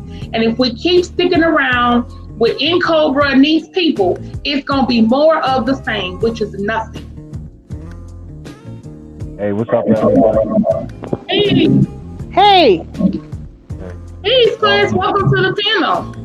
Thank you. I just wanted to say, you're talking about social media, maybe follow us on Twitter. Mine is under my name, Clarence, but okay. I got a whole ADOS family. So once they see if y'all, we be going at their necks. So all of this information was there that day, of the hearing. Because Tariq, I follow him.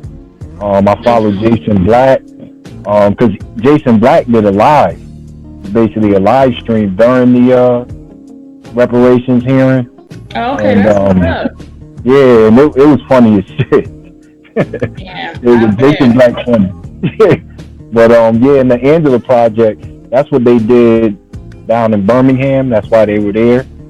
I've been following Yvette for I followed her when she was with Boyce, and not with Boyce, but on his. I remember her being on there as a visitor, I think every Tuesday or something, and then they fall out.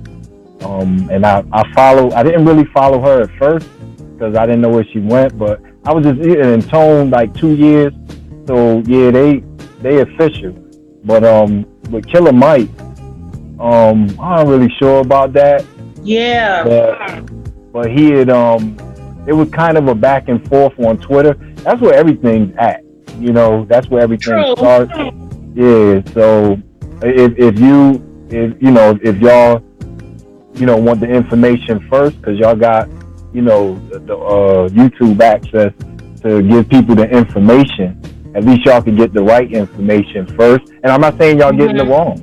Right. I got what you're saying. But I'm watching what people are are putting out on here, and it's crazy. It's like, no, what the hell? Like, I don't want to get into no names, but I'm hearing fuck Yvette, she's an agent. But then you for reparations. What the fuck are you talking about? You know, why would you even put that out there? Like, she's an agent. What the fuck that has to do with reparations? Like, the agent is N-Cobra. Like, you know what I mean? Right. Like, in the CBC. I mean, it's obvious what they doing. You know, it's obvious what they doing. This Coleman crew. Yeah, that was good information about that article you had. I didn't see that yet. I didn't see that yet, but I did know about him with the whole voice thing. But yeah, we got to come together somehow, some way, and I think it starts with little by little. You know, us coming together, because like my family is not like yours, love, with the. It's like they ain't on board yet. They got a foot in. Yeah, I think black people like tired of getting duped and stuff like that, and just scared, right? You know, and into that fear thing. But if they are family and they see how much is driving us, I think it'll bring them, you know, to it, because they're not going to be able to put the toothpaste back in the tube. It's already out. That's right. Right. Yeah. Right. Yeah. And yeah, go ahead. I'm listening. I have a question for you. What do you say to people? Because you said you've been following Yvette for some years, for some time now. What do you say to people who say? Because I know you mentioned her being an agent. People have said that. What do you say to people who say she's a lesbian? I never knew. Well, not that I didn't know. I suspected on my own because of listening to her. I never heard her talk about a man, like, you know, all of that stuff. And then when Boyce kind of exposed it, then I knew. But one thing about her is that she never talked about her sexuality. That's the point. You know, she always talked about black empowerment. So that's what I'm listening to. I don't care who she sleep with. You know, if you talking about black empowerment, you know, I'm open ears. Now, if I see that you a snake, then it's more than you just being gay. You know, so she had the right message, and that's why I kept following her. That's what's up. Yeah, I respect that. Yeah, and the ADOS thing, yes, that was she made that up, her and Tone, like a year or so ago. So it's not a hashtag, you know. Right. It's lineage, you know. And tracing your ancestors is not that hard. I've already traced one, back to slavery. My the other one, they're on a plantation. The one I did trace was in upstate New York. So the other ones are down in South Carolina and North Carolina. And what I want to say is that to the black folks out there is that you better try to get to South Carolina and get them records before they start destroying stuff. You know, because, you know, I mean, I ain't trying to get, you know, but, you know, Constantine, he started destroying the book. You know what I'm saying? Right. And you don't know what these folks capable of. You know? They be like, well, what ancestors? Exactly. Even though they know, they know who every black person is. They know when they lock your ass up. That's what I said earlier. That's right. That's right. They have know all your information. They know who was who and what's what. Hell yeah. That they know if they really want to be about their life. And that's the thing. If this is gonna be an act of government. So ultimately then the government can use all the resources they have, which is they know who everybody is. So with this being a government operation, people talking about, oh, they don't know how they will get the money out of BS. Yeah, that's bullshit. Everything at their fingertips. They send damn not unemployment. They send a disability checks, they social security, whatever. Okay, they know how to handle money. Let's be real. And the thing with the money, and they know it. The Federal Reserve is not governed by any thing in the world. Mm-hmm. So the Federal Reserve is what's printing the money. It has nothing to do with America. You know what I mean? It's can you pay that? And they can pay it because that money is backed with our body. That's what it is. Right. They don't want to tell us that, but that's what it is. You know? So, and then people like, oh, it'll bankrupt America. Now get the hell out of here. Bankrupt It ain't America. gonna bankrupt no damn America. I don't even want to hear that mess. There ain't gonna be no tax increase. None of that. Nah. You know? It's just a reason for it's just talking points from white folks. Mm-hmm. You know? And that's all it is. And I do watch, everybody kind of just to, because I'm on, I'm on leave from work, so I'm like, I don't got too much to do, so I float around just watching everything. I don't disrespect. I just hear what people got to say, and it was just, I just see like strange bedfellows here and there. It's just real weird, and I ain't about to name drop, but it's just some weird stuff. That's a good way to put it. A lot of weird stuff. Yeah, like as far as teammates, and I'm talking about people that's not even, because I kind of primarily stay in like, just the YouTube sectors. I just found all this like 6 months ago. Mm-hmm. But there's people that's like trying to come into here and kind of dictate some things that I'm seeing, and I think it's trying to get people kind of going towards NCO because I'm hearing where's ADOS at during that hearing. If you that stupid, you can't tell that had nothing to do with ADOS, and everybody that was outside and stuff, they had everything to do with ADOS. The hallways was filled with ADOS. It was hundreds of people there. Wow. From ADOS. They won't tell you that. Wow. They won't no, tell you they that. definitely won't tell you that. Right. They won't tell you that. They gonna push Coleman Cruz up. Right. Yep. That's what it is. Push him to the front. That's what I'm saying. Call him Diaper Boy. Diaper Boy.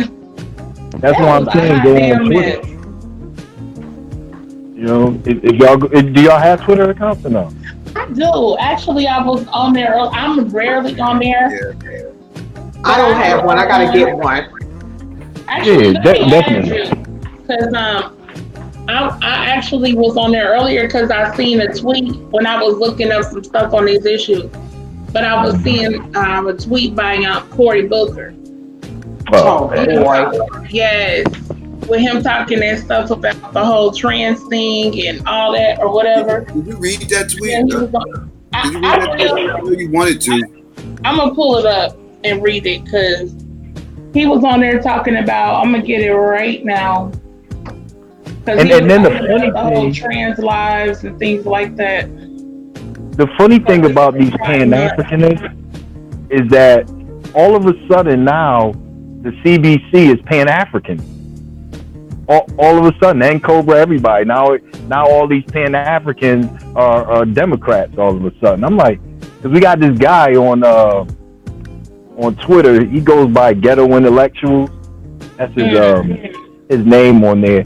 And this dude, he's it's a lot of people on there just trying to make us say different things and get out of character. They making fake accounts and acting like it's us spazzing out on people. I'm like, these motherfuckers crazy. So wow. It's real. But let me scroll down. Let's see. And I'm gonna add you too since I'm on here. But I'm gonna get this Cory Booker. I'm like, this is just disgusting right now. My bad, Channel Zero. I don't mean all Pan-Africans. I'm talking about the ones that's running interference right now, playing left tackle. And this popped up. Let me say, hold your own nuts. This popped up when I was getting the Cory Booker tweet. Family asks for prayers after Dog the Bounty Hunter star Beth Chapman reported to be in a coma. Oh well, you know that raggedy hoe that was his wife, the big swole up helper with the blonde hair and the real long nails. Yeah, that hoe. Well, I remember Dog the Bounty Hunter saying some very racist things towards black people, so he'd be just fine. Yep. But didn't Dog the Bounty Hunter? No, didn't Dog the Bounty Hunter go to jail for participating in the murder of a black dude? Tariq was saying that. Yeah. Tariq. Oh wow. Yeah, that was back in like 77. Yeah, I was about to say that was before his show and all that. Yeah, it was back in like 77 or something like that. But yeah, that dude, he racist. Yeah. Okay, so Cory Booker's ABC News had tweeted as LGBTQ, and he retweeted this and then commented. As LGBTQ allies join in on Pride celebrations around the country, advocates say it's a good time to think about how supporters can offer better support to a group that has been proven to be the most vulnerable, transgender people. He retweeted that. So transgender people are the most vulnerable group. They trying. He said our fight cannot be finished until every trans person is able to live with dignity, free from violence and hate. And when he said our fight, whose fight? Who are?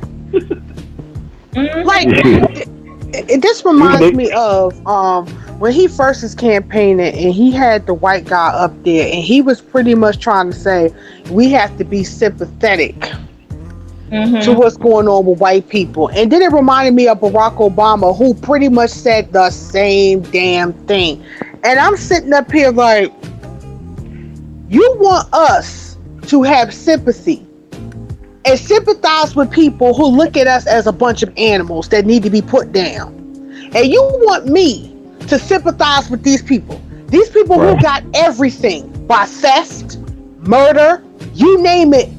That's how they got where they are today. And you want me to show them some sympathy when they scrape their knee? Meanwhile, we got a tumor in the fucking brain and in the chest. That's why it's so hard to get some of these people to fly right. But you telling me I gotta have sympathy for those people? Great. Like, Booker. Oh God.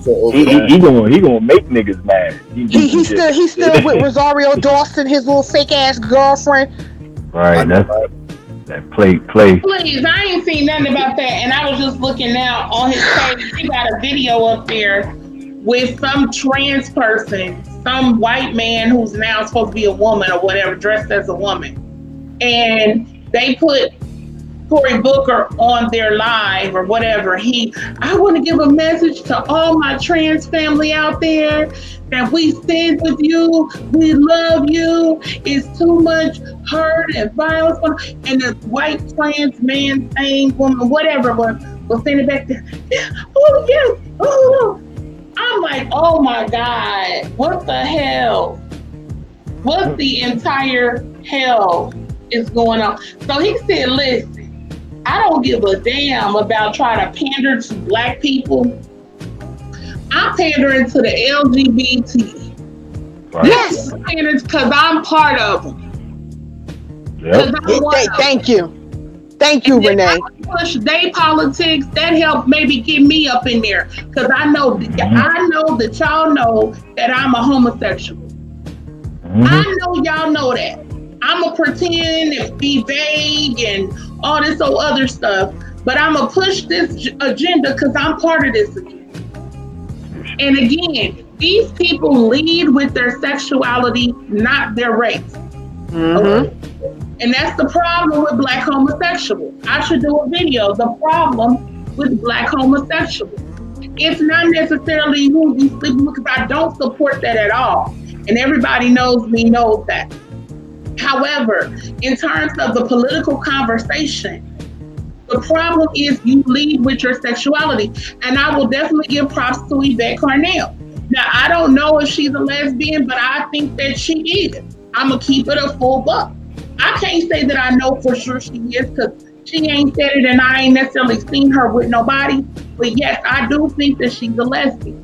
However, within the context of this conversation, not all conversation, but this She is, though. She said it. about, She is. oh, okay, about ADOS. Well, Yvette Carnell is a lesbian. So, in the context of the ADOS conversation, I have never heard her, nor on the website that details information, have any inclusion of LGBT anything. I have heard nothing about that at all.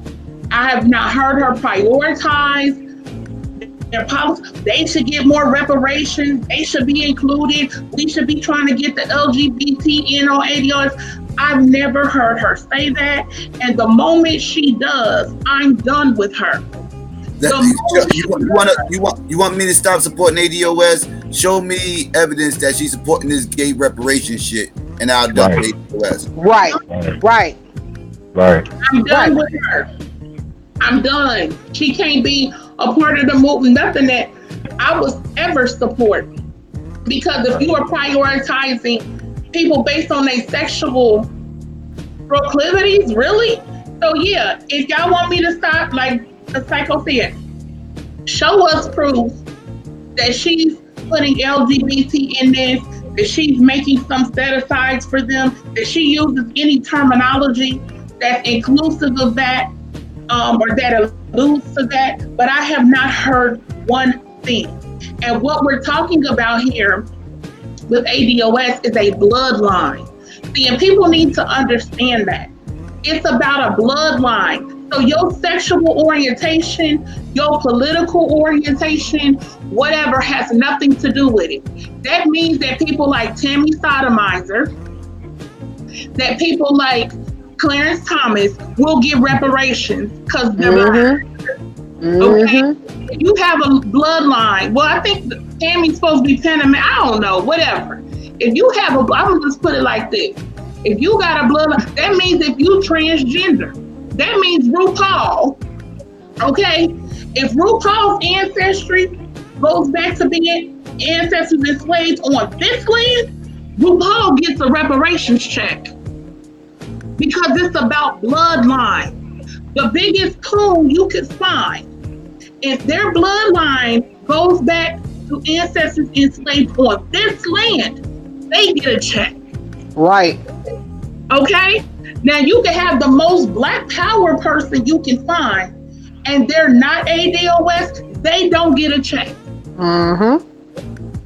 Okay? That's just what it is. It's about bloodline, it's about ancestry, being enslaved on American soil. That's it. Sexuality ain't got nothing to do with it. Gender ain't got nothing to do with it. Political affiliation ain't got nothing to do with it. None of that. Interracial. You can be in an interracial relationship. I don't support that. But if the black person in that equation has ancestors who were enslaved in America, they get a check. That's just, it just is what it is. So we're talking about bloodline, people.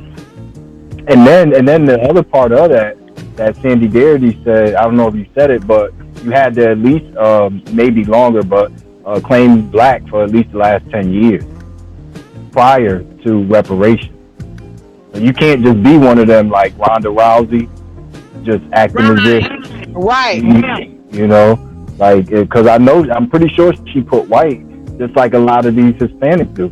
I was looking at the census. The majority of them, only 0.4% of the Hispanics in America classify as black, along with Hispanic. 0.4%. So I doubt Mr. Cruz, with the way he anti-black, I doubt he does. Right. Classify as black. Right. And you know, and see, that's the trouble with this. But even with Ronda Rousey, her great grandfather, whatever, was Canadian. Right. I don't know what that pathway to Canada was or whatever, but as far as I know, she ain't getting a damn thing. Right. But see, and then people, but I've seen people, like it's this one dude, I ain't gonna say his name or whatever, but one dude that I've gone back and forth with in some chat rooms and stuff about this topic. And he's saying, oh yeah, he keeps putting this rhetoric out there. Oh, well, it was black slave owners. Talking about you gonna end up paying, if you do this, you're gonna end up paying white people. That we would end up paying because it was black slave owners. I'm like, it wasn't no white slave. See, this is more of that rhetoric, y'all. This is more of the stuff to try to keep black people from doing anything, from making any power moves. But Renee, Yes. there was no white slaves.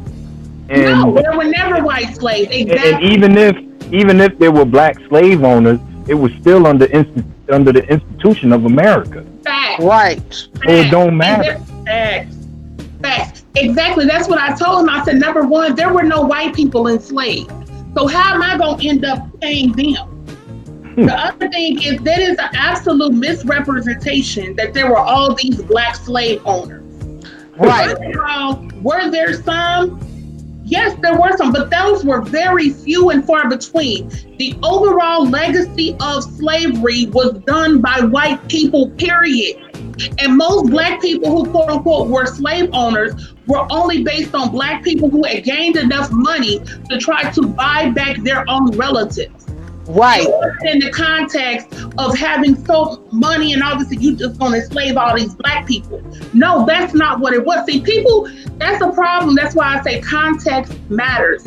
You have to put a lot of these things in the proper context.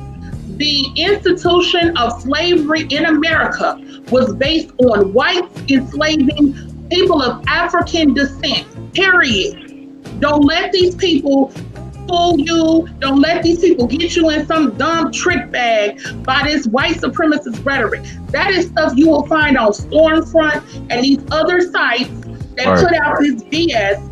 And then you will hear some of these conservatives and all these black conservatives and stuff who run around and spew rhetoric because they trying to protect white mommy and daddy. Okay, so don't fall for the okie doke. Everybody knows the people that was out there picking cotton, tobacco, who was being raped, who was being abused, molested, put on sex farms, strung up in trees, lynched, quartered by horses, had all of the travesties that you can think of in the world done to us were black people by white people, period. Find me where black people was cutting off all these people's genitals. So don't go for that. Don't go for that. But this is what this dude was trying to tell me. And I'm like, this is just ridiculous right now. And the black slave owners, more than likely, they the ones in the boule and politics today. Right. And I will be willing to bet what they calling black was probably quadroon, mulatto, right. afternoon, okay? Let's keep it a full buck, okay? They fell into those categories and maybe they labeled them black, okay? They may have gotten some wealth from their white fathers or whatever the case may be, because some of the mixed people were able to go on to institutions. A lot of those white men started schools and things for their children to attend. So let's be real. So some of these quote black slave owners they're talking about were probably mixed race. Exactly. How else would they have access and the resources to even be able to own slaves? Like stop it. You think they was gonna let a blue black dude be up there just owning slaves while the poor white people around there, because all the white people didn't have slaves. Some of them was working for the slave masters too, but they wasn't slaves, they was working, like they became overseers and shit like that. You think these overseers and shit like that gonna be sitting back watching a blue black dude up here owning slaves and having his own plantation and shit like, man, they would have fucked that whole shit up. Okay. Cleophas? Who the hell you think you is, boy? You trying to own them, baby? Come on. Y'all need to stop, for real. But if you think about it, that's what Booker T. Washington did. Even after slavery, was he took the when the sharecroppers was all pissed off and trying to get their money, he basically calmed them down because they was going to form their own party. You know what I mean? And you know, he calmed them down, and that's when they started giving him the money to educate them, and that kind of pacified black folks for a little bit till, you know, the New Deal and then the civil rights movement. So they always trying to pacify us and try to, you know, just do things to get us to think that this would be a little better than reparations. Right. You know what I mean? Right. And they're just doing it all over. And I want to say this, and I know this may be a bombshell to a lot of people. I mean, this is something I've been thinking about for quite a while, for a couple of years now. But if we're going to keep it a buck, we're going to have to keep it a buck all the way around, okay? Mm-hmm. A lot of the people, now I do understand the difference in time, but I'm going to just say this first. A lot of the people that are recognized as the first black, quote unquote, to do XYZ were actually mixed race people. Okay? They actually were not black people. Now, the thing is, a lot of those things happened during whatever time when they were kind of counted as such, so to speak.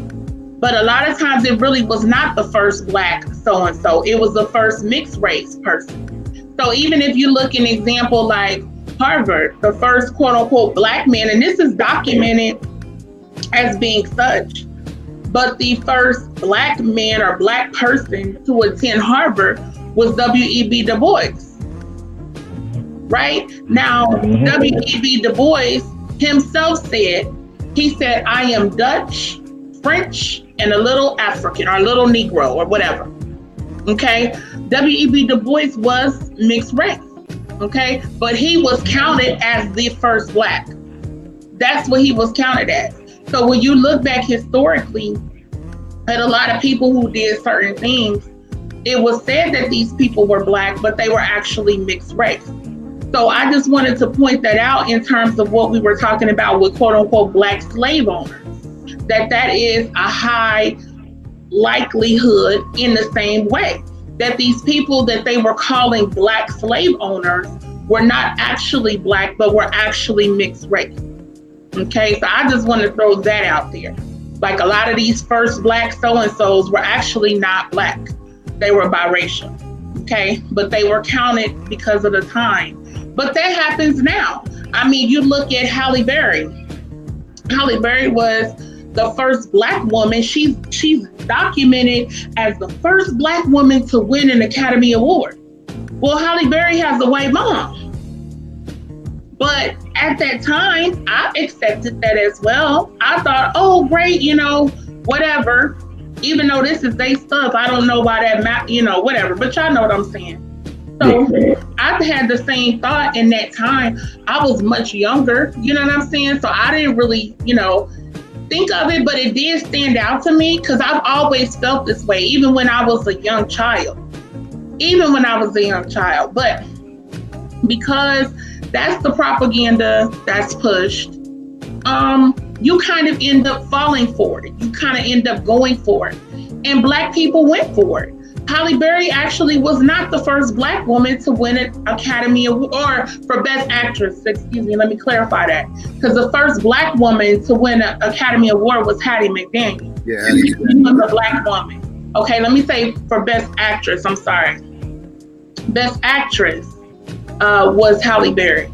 And she was. Please say actress because I got killed for making that mistake on Jeopardy night, but I'll pass through it. Oh, did you? I think you did. Yeah, I think. Yeah, you was the one who killed me. God damn it. Oh. Yeah, I did. Sorry, I know, and then sorry, and then I didn't clarify. Let me clarify. I just started thinking about that. I was like, oh, let me clarify. The first black woman to win an Best Actress Academy Award.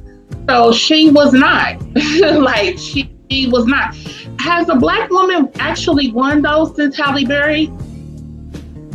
Damn, not to my knowledge. knowledge. Pay attention. I don't think so. Because I know, didn't Monique win? But she won for supporting, right? She was supporting? Yeah, because Precious, the movie was She because she didn't star, so it was supporting it was a supporting role. I don't know. Did she win? Yeah, she did win an Oscar. She did win an Oscar. Yeah, but it was a supporting role. It wasn't lead actor. Supporting role. Let me look in the chat room. Do y'all know who won for? Oh, Viola Davis. Okay, that's what Back to Love said. Okay, Viola Davis. Damn. So she won for, and what she win for? The Help. Anywho, I could go on and on about that movie, but yeah. So a black woman has won. So Viola Davis is actually the first black. Oh, Octavia Spencer. Did she win too? Let me see. But then she went for. I think Octavia Spencer won for supporting, right? Let me look that up. So then it would technically be that Viola Davis was the first black woman. Because see, if you look up, let me type in first black woman. Regina King. Or not black woman. Yeah, black woman. What was Regina King? And best actress. Would you say who's who? Somebody said Regina King, but I don't know what they would have won. Nah, she didn't win. Regina King ain't win. Hell no, I know. Where she win? That's what I was thinking. What would be done? A role in Poetic Justice. Right, way back. Now, see, they put this whole. See, I don't like this. They included winners and nominees. So I guess in 1974, Diane Carroll was nominated for Claudine. In 1985, did Whoopi Goldberg win? She didn't win, did she? She was nominated. Didn't Oprah get one? Like that. Didn't Oprah get one? And then Angela Bassett was nominated. I know she didn't win. She should have. But she was nominated in 1993 for What's Love Got to Do With It? Yeah. And then 2001, Halle Berry from Monsters Ball. Oh yeah. She had to smut it up. Okay, Halle Berry. This is about Halle Berry. Her performance was awarded the National Board of Review and the Screen Actors Guild Award for Best Actress. In an interesting coincidence, she became the first woman of color. Excuse me. So now of color, okay? She became the first woman of color. I respect that more though, instead of saying black. So, but she became the first woman of color to win the Academy Award for Best Actress.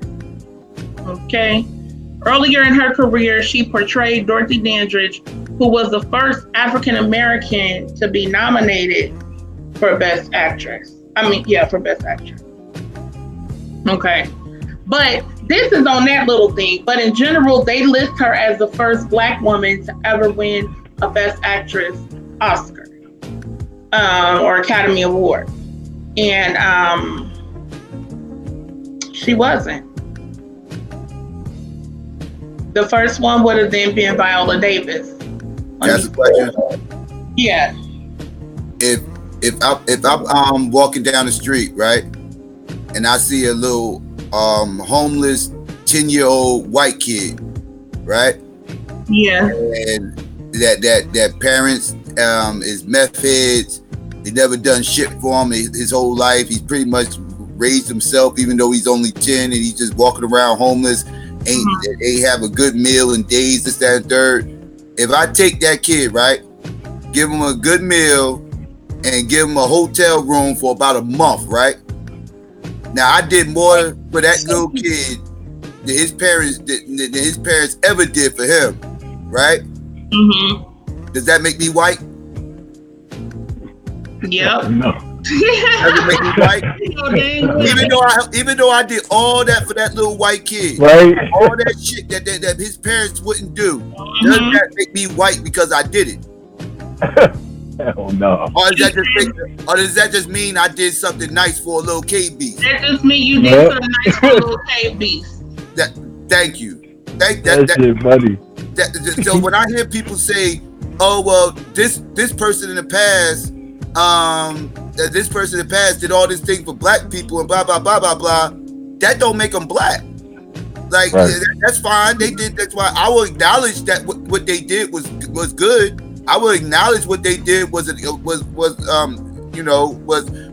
good thing to do, and we benefited from it. But that don't make them black. Right. We got we is that what blackness is now? Are we counting blackness according to what you did for black people? Like, I don't understand. I'm confused. If that's the case, why isn't Rachel Dolezal black? She's done stuff. She's done more for black people. Weirdos. Ain't she gay now? Yeah, making she's gay now. Huh? Yeah, I saw an article. She's gay. Now I was saying, I see her do more than a lot of these weirdos I see uploading videos on YouTube and shit. A lot more. But she damn sure ain't fucking black. She ain't black. Like, but she has done stuff for black people. This is what I'm saying. Like, we can't be basing this off of what people done for black people. Okay. Hell no. You know. No, I'm saying I think she gay now. I saw an article. So she is. She's black and gay. Well, no, she's not gay. She said that she doesn't label herself. Oh Lord, she's genderless. Yeah, after how many kids? She's like pansexual type of thing. They say she doesn't label herself.